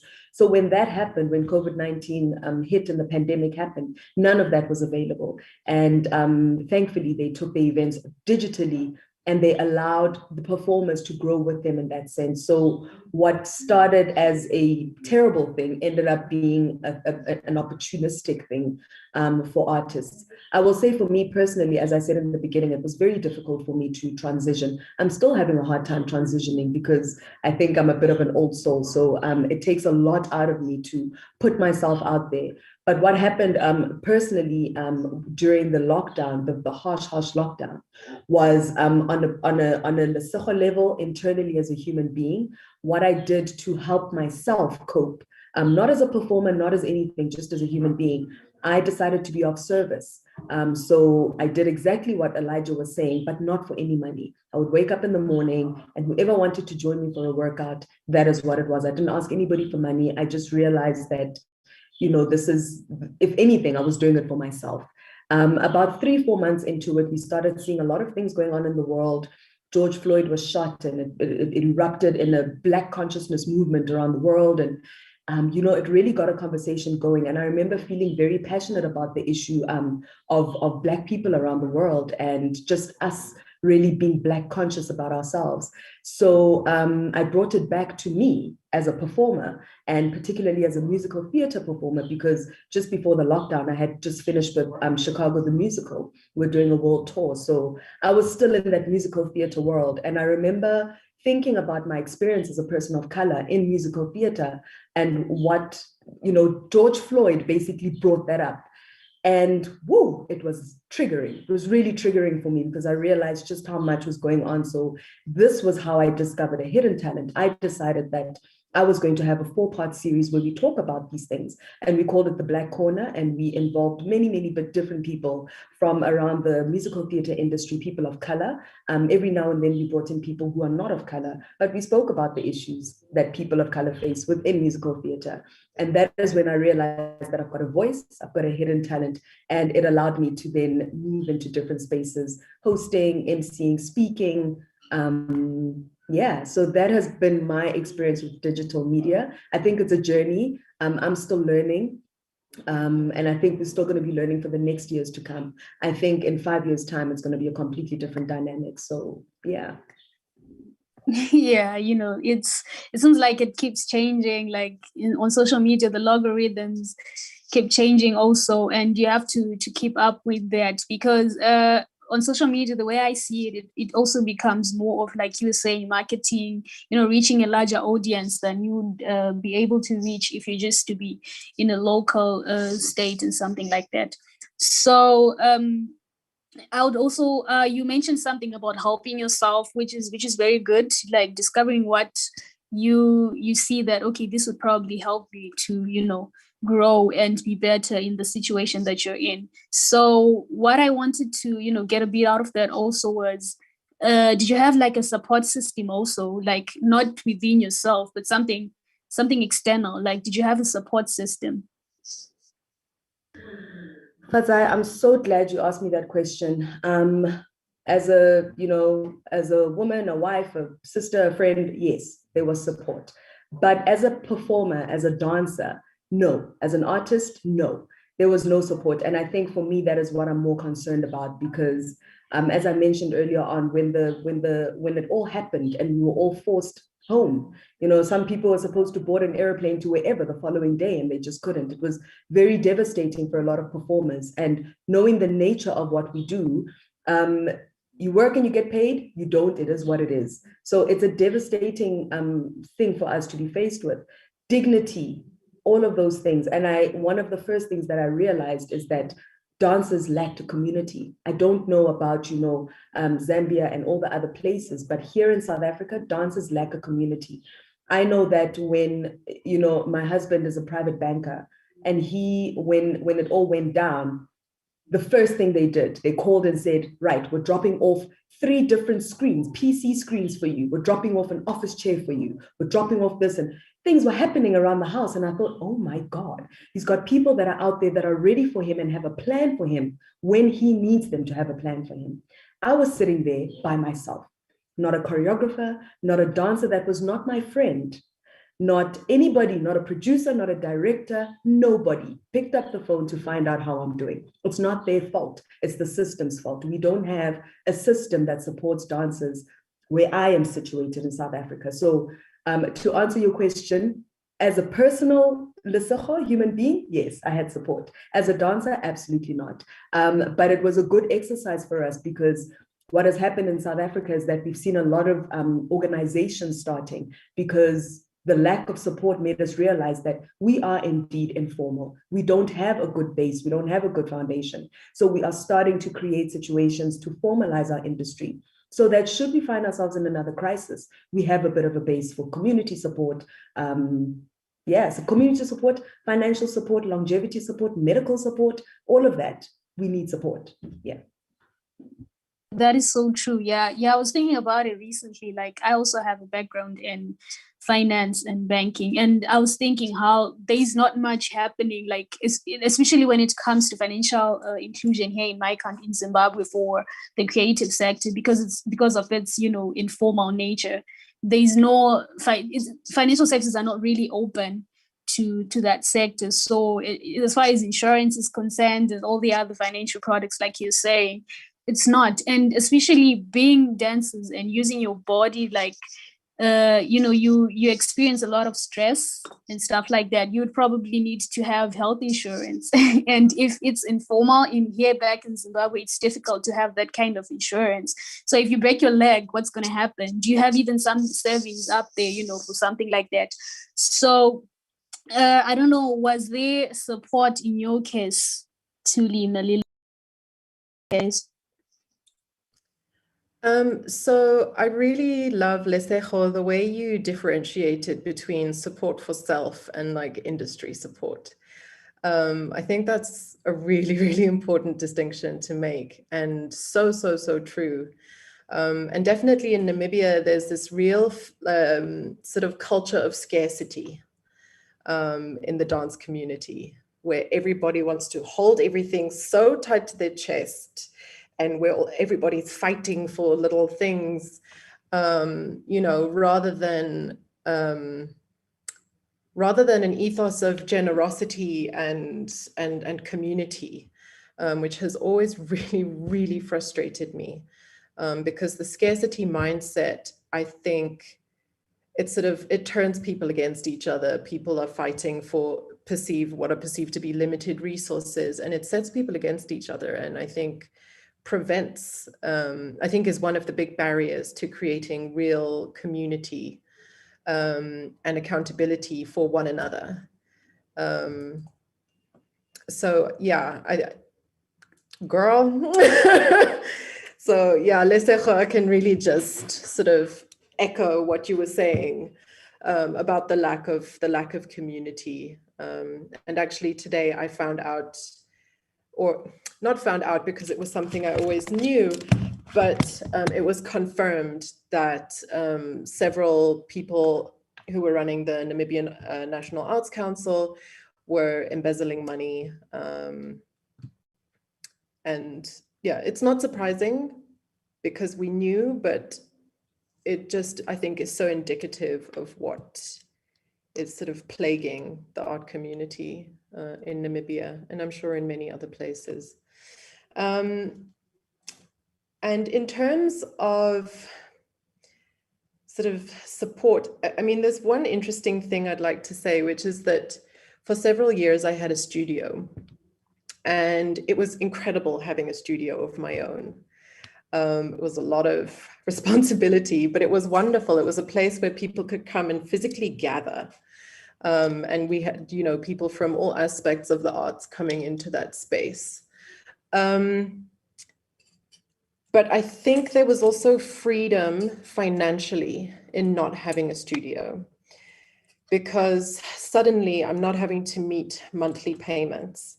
And one thing that really, really occurred to me during the pandemic is that when you have overheads, you've got an issue. So it's, you know, we have to think of ourselves as a business, but you have to think of yourselves as an as a creative, artistic person as well. So you can't go full business. So you have to know that, you know, as an artist, it's great to be able to be flexible. It's great to not be tied to something either financially or physically. It's great to have that ability to move in all ways. And I mean, I think the first thing I did in lockdown was to create a dance challenge that was based on a song made by one of my best friends. She's a really, really cool artist. Her name is Lisa Ehlers. And it was actually to seek connection, I think. That was my sort of first instinct. And I think it was the instinct of a lot of people, was to seek connection and to seek support. And yeah, I hope that it will provide an opportunity for things to look very, very different when we come out the other end of this.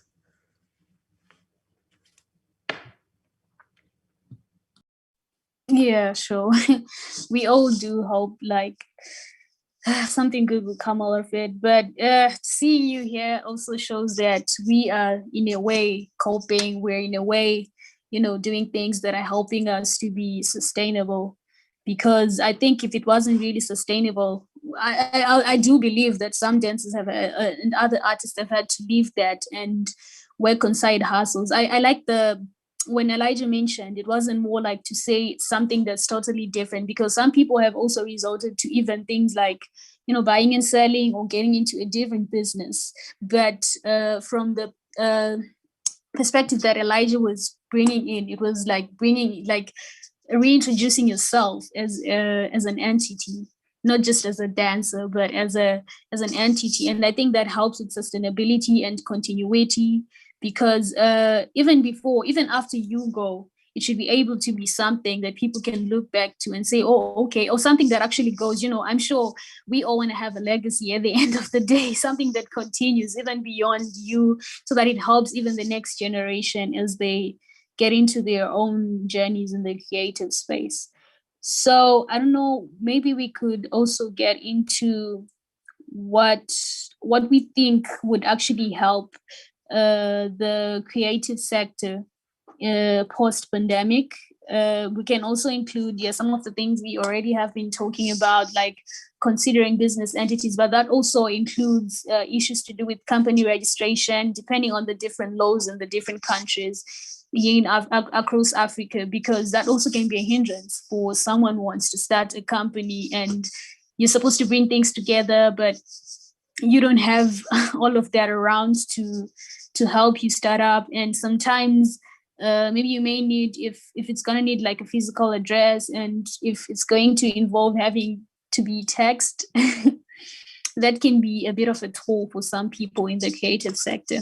So maybe, we can get into that. Like, how do you feel like, what things do you think can help shape the dance? Rather, someone in the comment section suggested that we keep the conversation all rounded, like for all creatives. And I see there's a hand raised. Lesego, maybe you can jump in. Yes, I will jump in. I think, well, just to, the conversation is called Dancing Through the Pandemic, but so I think that's why we are talking dance, because we're talking dancing through the pandemic. But nonetheless, I really think that you can take whatever's being spoken about and translate it to whoever you are, whatever you're doing. If you're an actor, if you're a singer, if you're an accountant and you're watching this, I really think you can, what I mentioned earlier on about not having support. Whatever you're doing in your life, look at what you're doing. Do you feel you have that support in the sector that you're working in? So, as much as the conversation is about dancing, I really think that we can afford to translate the conversation depending on where you are. But just to get back to your question, Fadzai, what do we need to do? What could help us?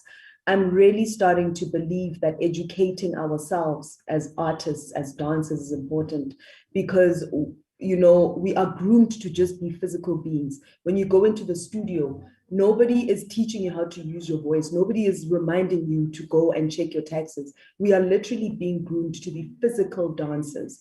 But it's gotten to the point where we need to take it further. Upon the pandemic hitting, I realized there were so many things about my sector that I did not know, that then prevented me from taking advantage of a system that very well could have helped me in a crisis. But because I was undereducated about what is available to me, I was not able to take advantage of whatever was at my disposal. So I had no idea how the Department of Sports, Arts and Culture operated. Who does what? Where do I go when I need this? I had no idea. I did not know what dance theater policies were. I had no idea. So I had no idea how they affect me. I did not know what government institutions were offering funding. I had no idea. So when all these things are happening, I'm just sitting here like, oh my God, what's going on? And it's literally just because of a lack of education. So, I would say that, and education does not mean go to school. Education does not mean enroll yourself in a course. Education does not mean, no. Education means this is education. Education means engaging yourself in discussions. There's a plethora of discussions that are going on around the world, not just on the African continent, not just in South Africa, around the world. We need to start engaging ourselves in issues that are larger than just yourself as an individual. Because, and I think Tuli also mentioned it, that we dancers have this innate thing of operating on an individualistic level. So we see ourselves as individuals. We don't, hence the lack of community. We don't join hands. So you end up just suffering by yourself. And yeah, I digress. But what I'm trying to say really is, I think educating yourself, filling yourself up with information that is going to help you to take advantage of what you need to take advantage of when the time comes. That's what I'm doing. I'm educating myself because I didn't know my sector well enough to help me when I was in crisis. Yeah. Yeah, thank you so much for that. Yeah, it's very often that people like to cry and say, something's not being done for me. This is not being done for me. But when you really ask them, what is supposed to be done for you? Who is supposed to do what and at what time? It's something else, because they don't have, we don't have, like you're saying, we don't take time to like get into that, read through the policies. There's a lot of documents if you want to think about it. We leave it as like, yeah, it's stuff for the law, and stuff like that. So we just leave it out there unless maybe people are paying you to read it or something like that. Like you're saying, most times, as far as dance is concerned, you're trained to just be to be a dancer. And if you're a good dancer, it's supposed to pay off. And maybe you need a manager or someone to help you with that. But if you're going to have that entrepreneurial mindset and not start maybe employing people, which, yeah, I would suggest maybe if you can't do it, at least have someone with the know-how to help you through the journey, because that's also another way of hedging yourself from that lake of knowledge cape. So we can have Thuli help us with how do you think we can shape the industry in a way that will make it sustainable. So I think, it sounds like we're sort of getting to the opportunity section of the conversation. And I think that honestly, who best to deal with the world being upside down than creative people? Because we see the world upside down anyway. We do not see the world the same way, a non-creative person sees the world. It is what it is. We are right-brained. We see things in the negative space. And I think that if you look at, the trends on TikTok and stuff, dancers have always been really, really central to everything that is fresh and new. In the world of the arts in general, specifically popular music. But we need to find a way to monetize it. That's my big but, is that, people are building their careers on the work of dancers. So we are being seen by millions of people, but we're not being paid by millions of people. It's the artist who creates the music that is getting paid. So how do we monetize that? But honestly, I think that if there's a group of people that can figure this out, it's creatives. That's honestly my opinion. And I think that when you are, okay, this is how I can explain it. When you are given free rein to do something, it's very, very difficult to focus on something that you want to create. If somebody says, create a show about anything, right? There's no parameters. And so you see in all of these like reality TV shows, they give very specific parameters for challenges, because a lot of the time that's actually where the magic starts to happen. And for me, the pandemic has actually been a set of parameters. So the pandemic has put limitations on what we can do. They say you can only do this, and you can only do this, and you can only do this. But actually, honestly, in my opinion, that's where some of the most creative, most off the wall, weird ideas come, is when we're working within unexpected parameters. I will say that I think one of the sort of real drawbacks of working online as a live performer is the lack of energy and feedback that you get from an audience. I've been doing a lot of online facilitation work, and it is way more exhausting than facilitating in person. And it's the same with live performance. That's where you get your energy. It's where you get your life. It's where you get that real connection and like feedback, and exchange of energy and thought. And yeah, so I think that we are still needing to find a way to connect with audiences when we're not necessarily in front of them physically. But I think there's some interesting ways of doing it. WhatsApp. Forget YouTube, forget Zoom, whatever. WhatsApp is so cool. Almost every single person in the world, if they have a smartphone, they have WhatsApp, regardless of what age thingy they fall into. Sorry, I'm not very articulate today. My brain is fried. Age group, Jesus. So regardless of which age group they fall into. And I mean, another thing that I found myself doing during lockdown was creating content that could be sent out via WhatsApp. And it actually was really, really cool. It got a lot of, it actually built a lot of momentum. But I also kind of think that a lot of the time it has to just come from a place of generosity, of wanting to connect, and of filling some of the gaps that exist. So, you know, Lesego, you mentioned that you started the podcast and you started just having people join you online, you know, and I think that is often the kind of stuff that actually leads to real monetization further down the line, is the building of those communities when they are driven by a real internal drive and need to be with others in any way possible. There was one other thing I wanted to say, but it is completely flown out of my brain. So I'll stop there. I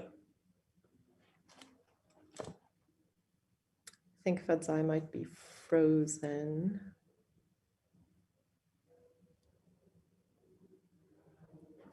I wish I knew what the next question was so that I could like. Well, you know, when I received the brief, one thing that was a very interesting question for me that I think was addressed to me is, what are the kind of things that we need to think about now that we're coming out of, or seemingly coming out of, lockdown and pandemic and whatnot? And I think it's actually quite a good question, you know. Obviously, the simplest thing being that we need to think about stamina, being out of practice and that kind of thing. Think about injuries. Seriously, think about injuries, like think about, you know, one of my closest friends, she's a ballet dancer, and she went down to Cape Town City Ballet to join them for a season. 3 days in, her calves, both sides, were strapped like crazy. She was completely injured. I went to a dance class. A day later, my Achilles tendon off. I can't jump, I can't move. So I think obviously that's one thing that we need to think about. But also, you know, like girl is so thick now. The girl is so thick. Exactly. No, but we were just talking about, you know, also just things to think about when we come back into the industry now that, you know, and we're just talking about things like stamina and not being fit and injuries because we're out of practice. But I think also we need to start thinking about how to prevent situations where we don't have a community when we're in a crisis. So what are we doing now to create that kind of community? You know, things like our business part of things, our administrative part of things. I think those are kind of, we don't have an excuse anymore. We don't have an excuse. So besides the physical part of things, I think we really need to start thinking about the other aspects that can elevate our game as dancers, because really there's no excuse anymore. If you don't have a tax number, there's no excuse. If you don't have a bank account, there's no excuse. If you don't sign a contract before you work, there's no excuse. Those are the kind of things that we need to start thinking about moving in, so that if God forbid we have another pandemic in 5 years, oh my God. But if God forbid something like that happens, we're in a better place, you know, we're in a better place. There's certainly more things to think about than just the physical aspect, than just, oh my God, I need to get my six-pack back. It's deeper than that. It's deeper than that. Yeah. Yeah, I totally agree with that one. Yeah, because as much as we need to be thinking about the physical and staying healthy for your career, it's also very essential to make sure that, you know, you think about all those other things. I haven't had Elijah speak in a minute.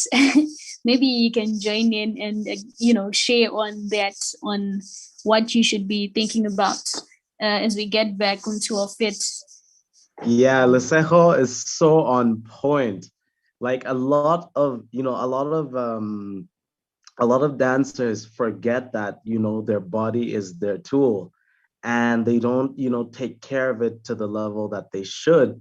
And now that the world is kind of opening back, and I can see a lot of my dancers around me and dancers in my community are getting back to the floor, I just don't see people doing the necessary prep.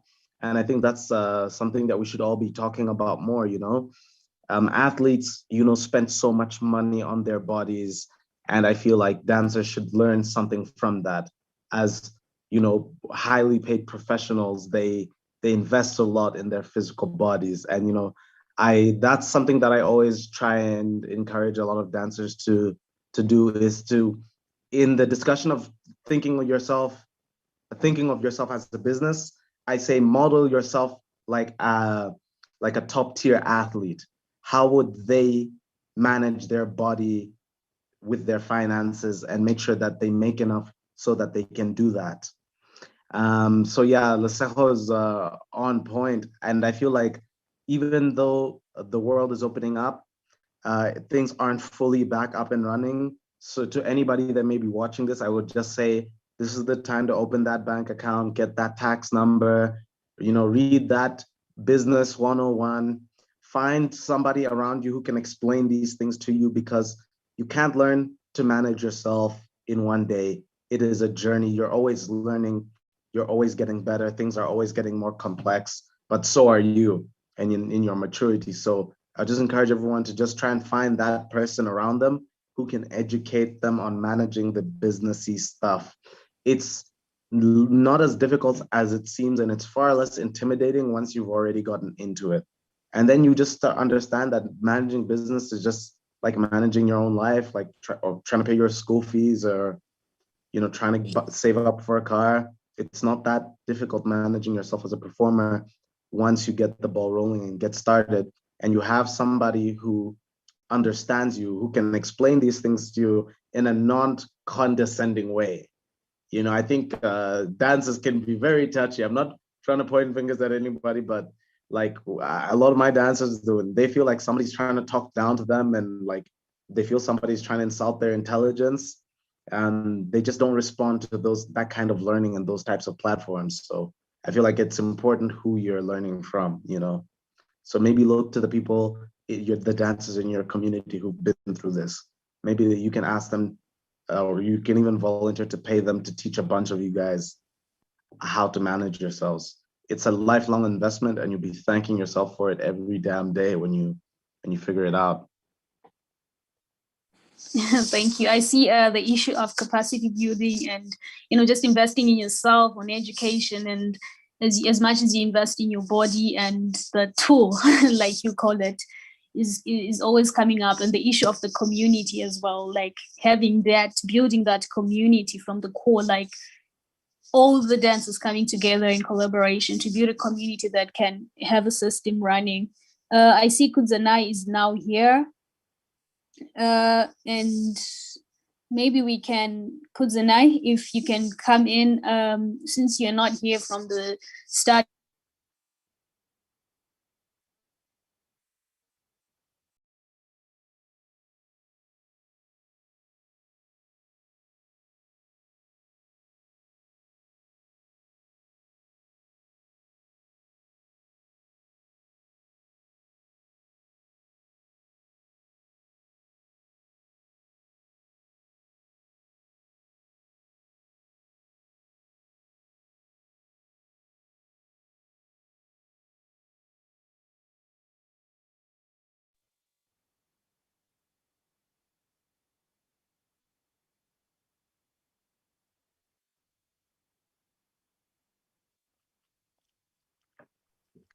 No, I don't mind. I don't mind. Perhaps we could, perhaps we could.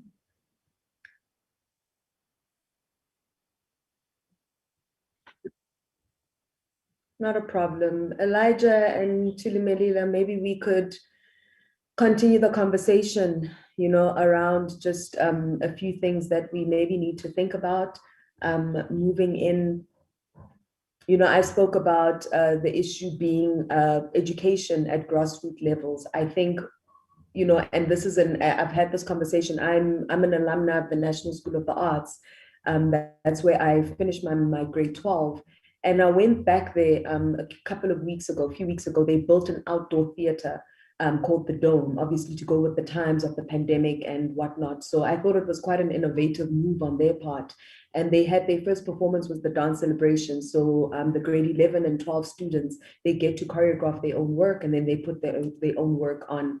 But the problem was that, you know, first of all, the kids are now only getting ballet, jazz, and Spanish. And for me, I thought, well, what are we preparing them for? Because nobody's hiring Spanish dancers in South Africa. It's just not happening. I only know of one Spanish dance company in South Africa, and I've never even seen them perform live. So what are we preparing the dancers for? And I think it basically goes back to what myself and Elijah was saying. I don't know if you can agree with that, Elijah.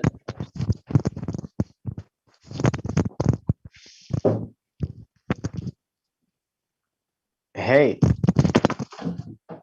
wait a minute. Can you hear me? Yes. Ah, perfect. Yeah, no, definitely I can. I feel like the artists gotta know what they are as an entity creatively and as a product. And I like that you're what you're saying about thinking about what we're preparing the next generations for. This is something that people hate me for talking about, but somebody has to say it.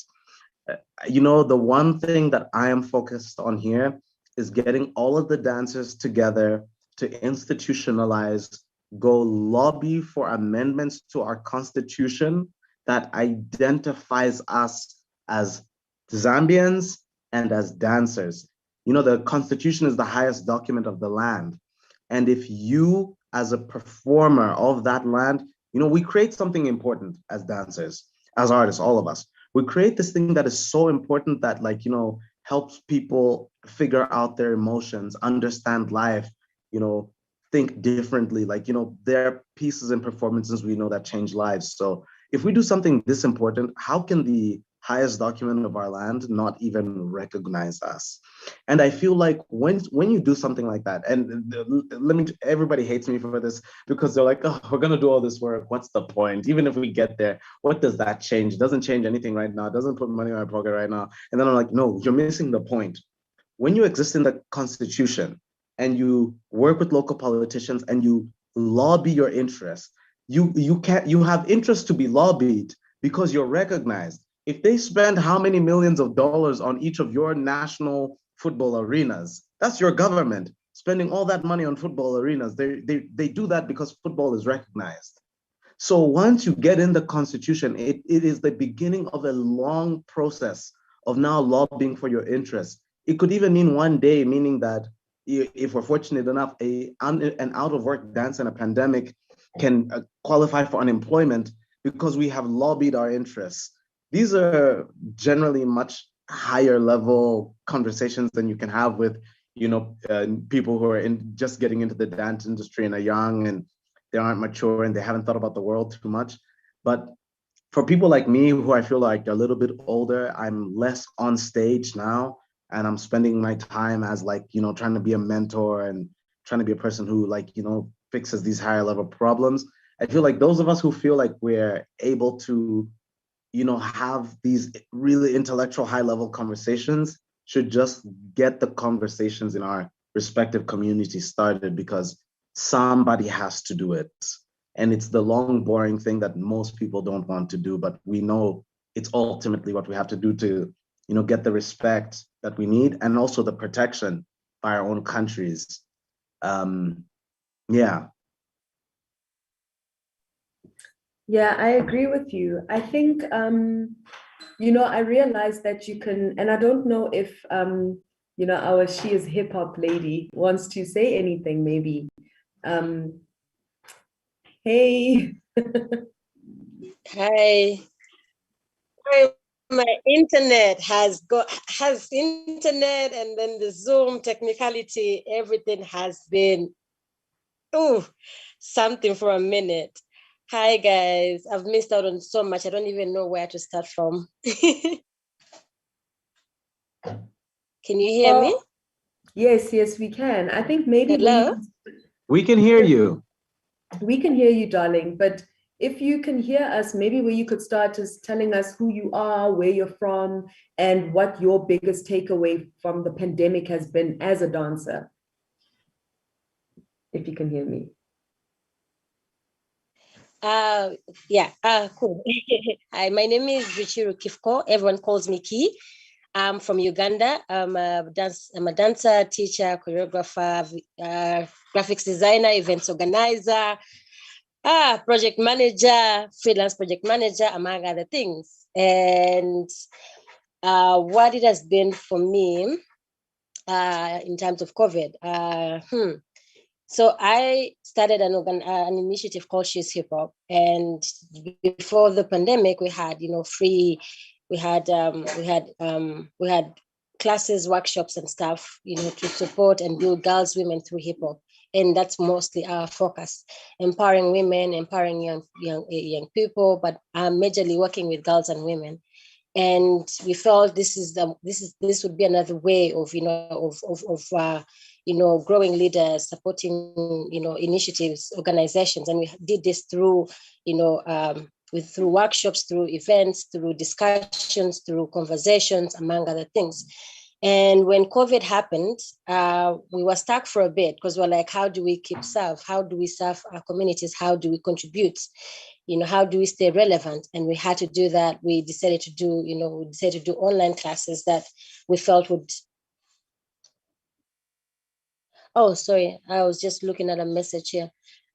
So we felt this reality is here. We don't know how we're going to go about it. No one was expecting this to happen. No one had planned for it. But we had to find possible ways of making it happen. And we had to adapt to the new reality, which was, moving the classes we're having, workshops we're having online as a continuation of what we're doing. And through this, we're able to connect with people from different countries, networks, and we're able to also offer these free classes that have been happening every week until now. And it's been a lesson for us because when you're as an initiative here, we're limited to just Uganda. Before, we're just looking at just Uganda as Uganda. But then through this, you had to learn a lesson from this. We're like, what can we do? We had to be challenged in so many ways and how we can be of service, but still staying true to ourselves. So we had to now grow from that area. We had to now shift things, and that we've been learning. It has been a constant process of learning from different people, getting tremendous support from different teachers from also, all parts of the world. And we've been able to sustain these classes, because we invite teachers and they come through without hesitation. And that, that made us realize that the support is there. We can reach out to anyone as long as you're clear to what you want them to help you with, and we're able to do that. When we did that, we were shocked by the amount of support we got. Not just teaching online, but sharing our work with their networks and offering, recommending other teachers, like, we can do this for you because you're doing something that is, you're giving back to the community, and this is how we can contribute. So for us, the takeaway from the pandemic, it's been tough. Yes, there's so many things that have changed, but then it has also challenged us to look to, to adapt to new approaches of serving, teaching, promoting our work, and that's how we've been able to do that. And a lot of opportunities have come through from this, teachers getting teachers from dancers, from lecturers, from choreographers, and the participants who take part in these classes have been able to connect with these teachers, get to now start relationships that are outside the classes, and these teachers are now supporting them in so many ways. We get inspirational ideas through these classes, positive feedback on how we can serve better and how we can engage more people. So all this has been through this whole, situation and COVID. I don't know, I've just been up and just going around trying to cover so much in the limited time we have.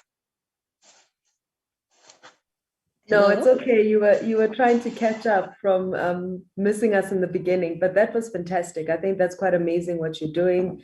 Really just so inspiring, and it leads us beautifully into the next question I want to tackle. I mean, I'm going off of the brief that we all got.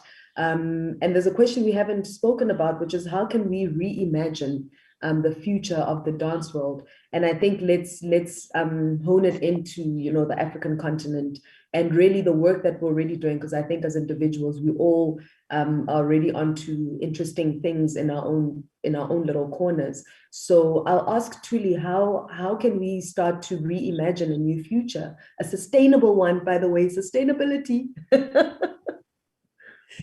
So first of all, love your facilitation skills. Yes, on point.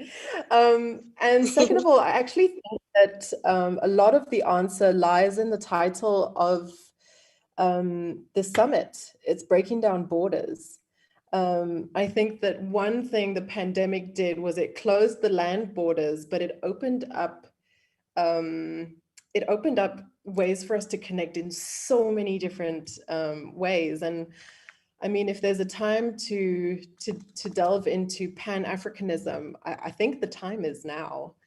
You know, so I'm seeing, yes. So I'm seeing, you know, cross-border collaborations and, you know, everything that you were saying about She Is Hip Hop.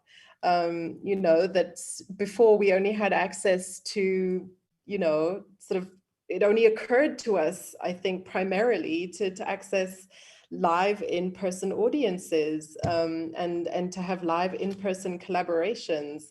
But I have seen people across continents doing creative collaborations.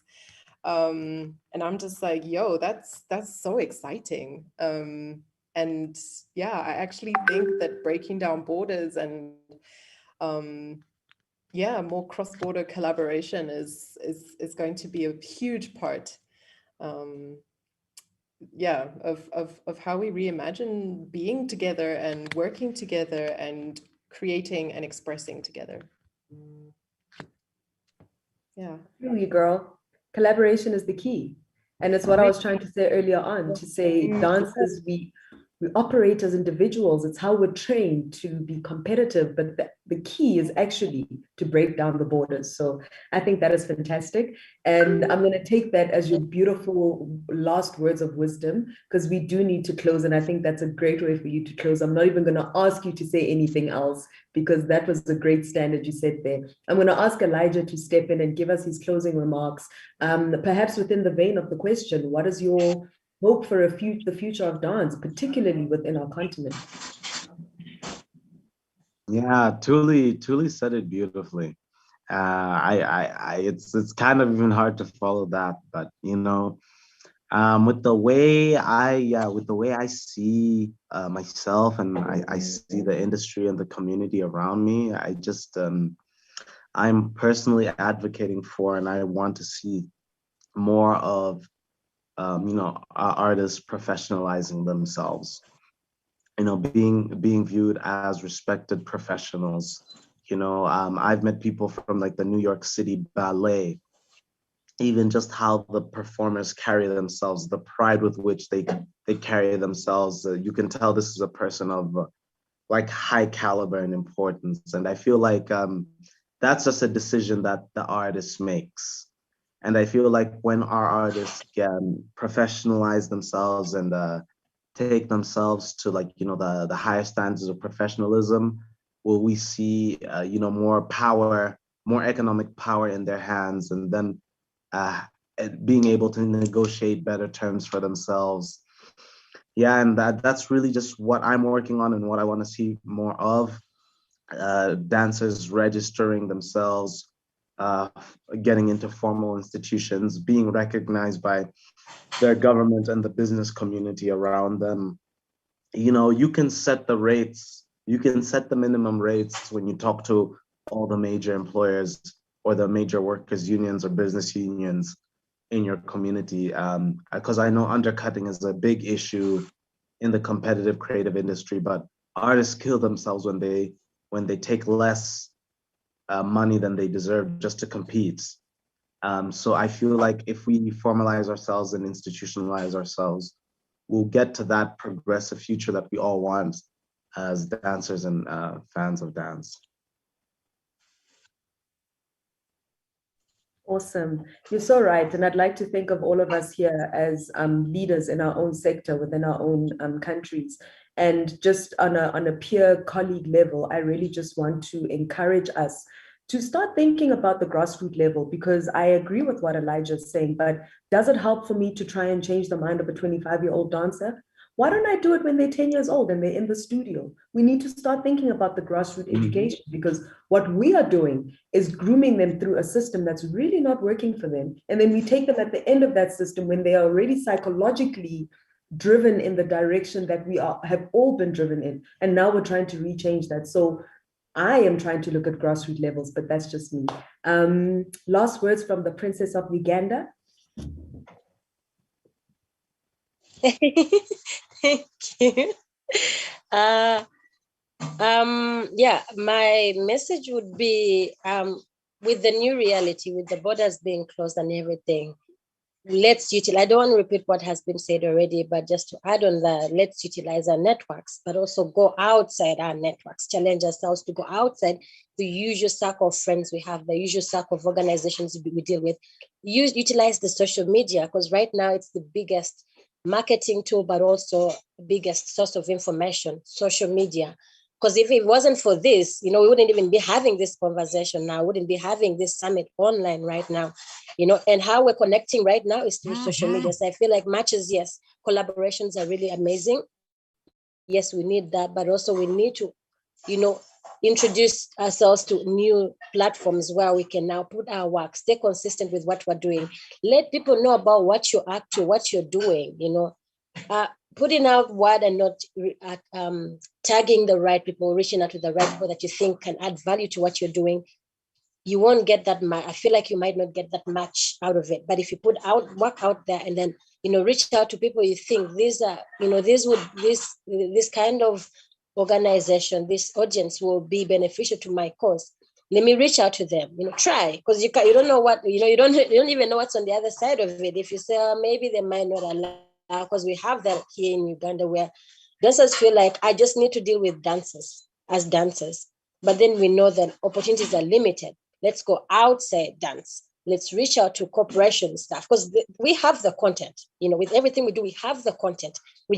Some of us are just lacking ways of putting our work out there. So while we're doing that, let's now partner with organizations that collaborate with organizations, with individuals that know that are that have ideas of, let's say, funding trainings and all that. Let's partner with such organizations, with people that at least share similar goals or your vision. And that way, it will be easy for us to even grow as dancers, as organizations, and as a community. And I was just writing things down here, but also keep learning, keep using it, like not even just social, but like keep learning from everything. Any opportunity that presents itself, go for it, because you don't even know what can come out of it.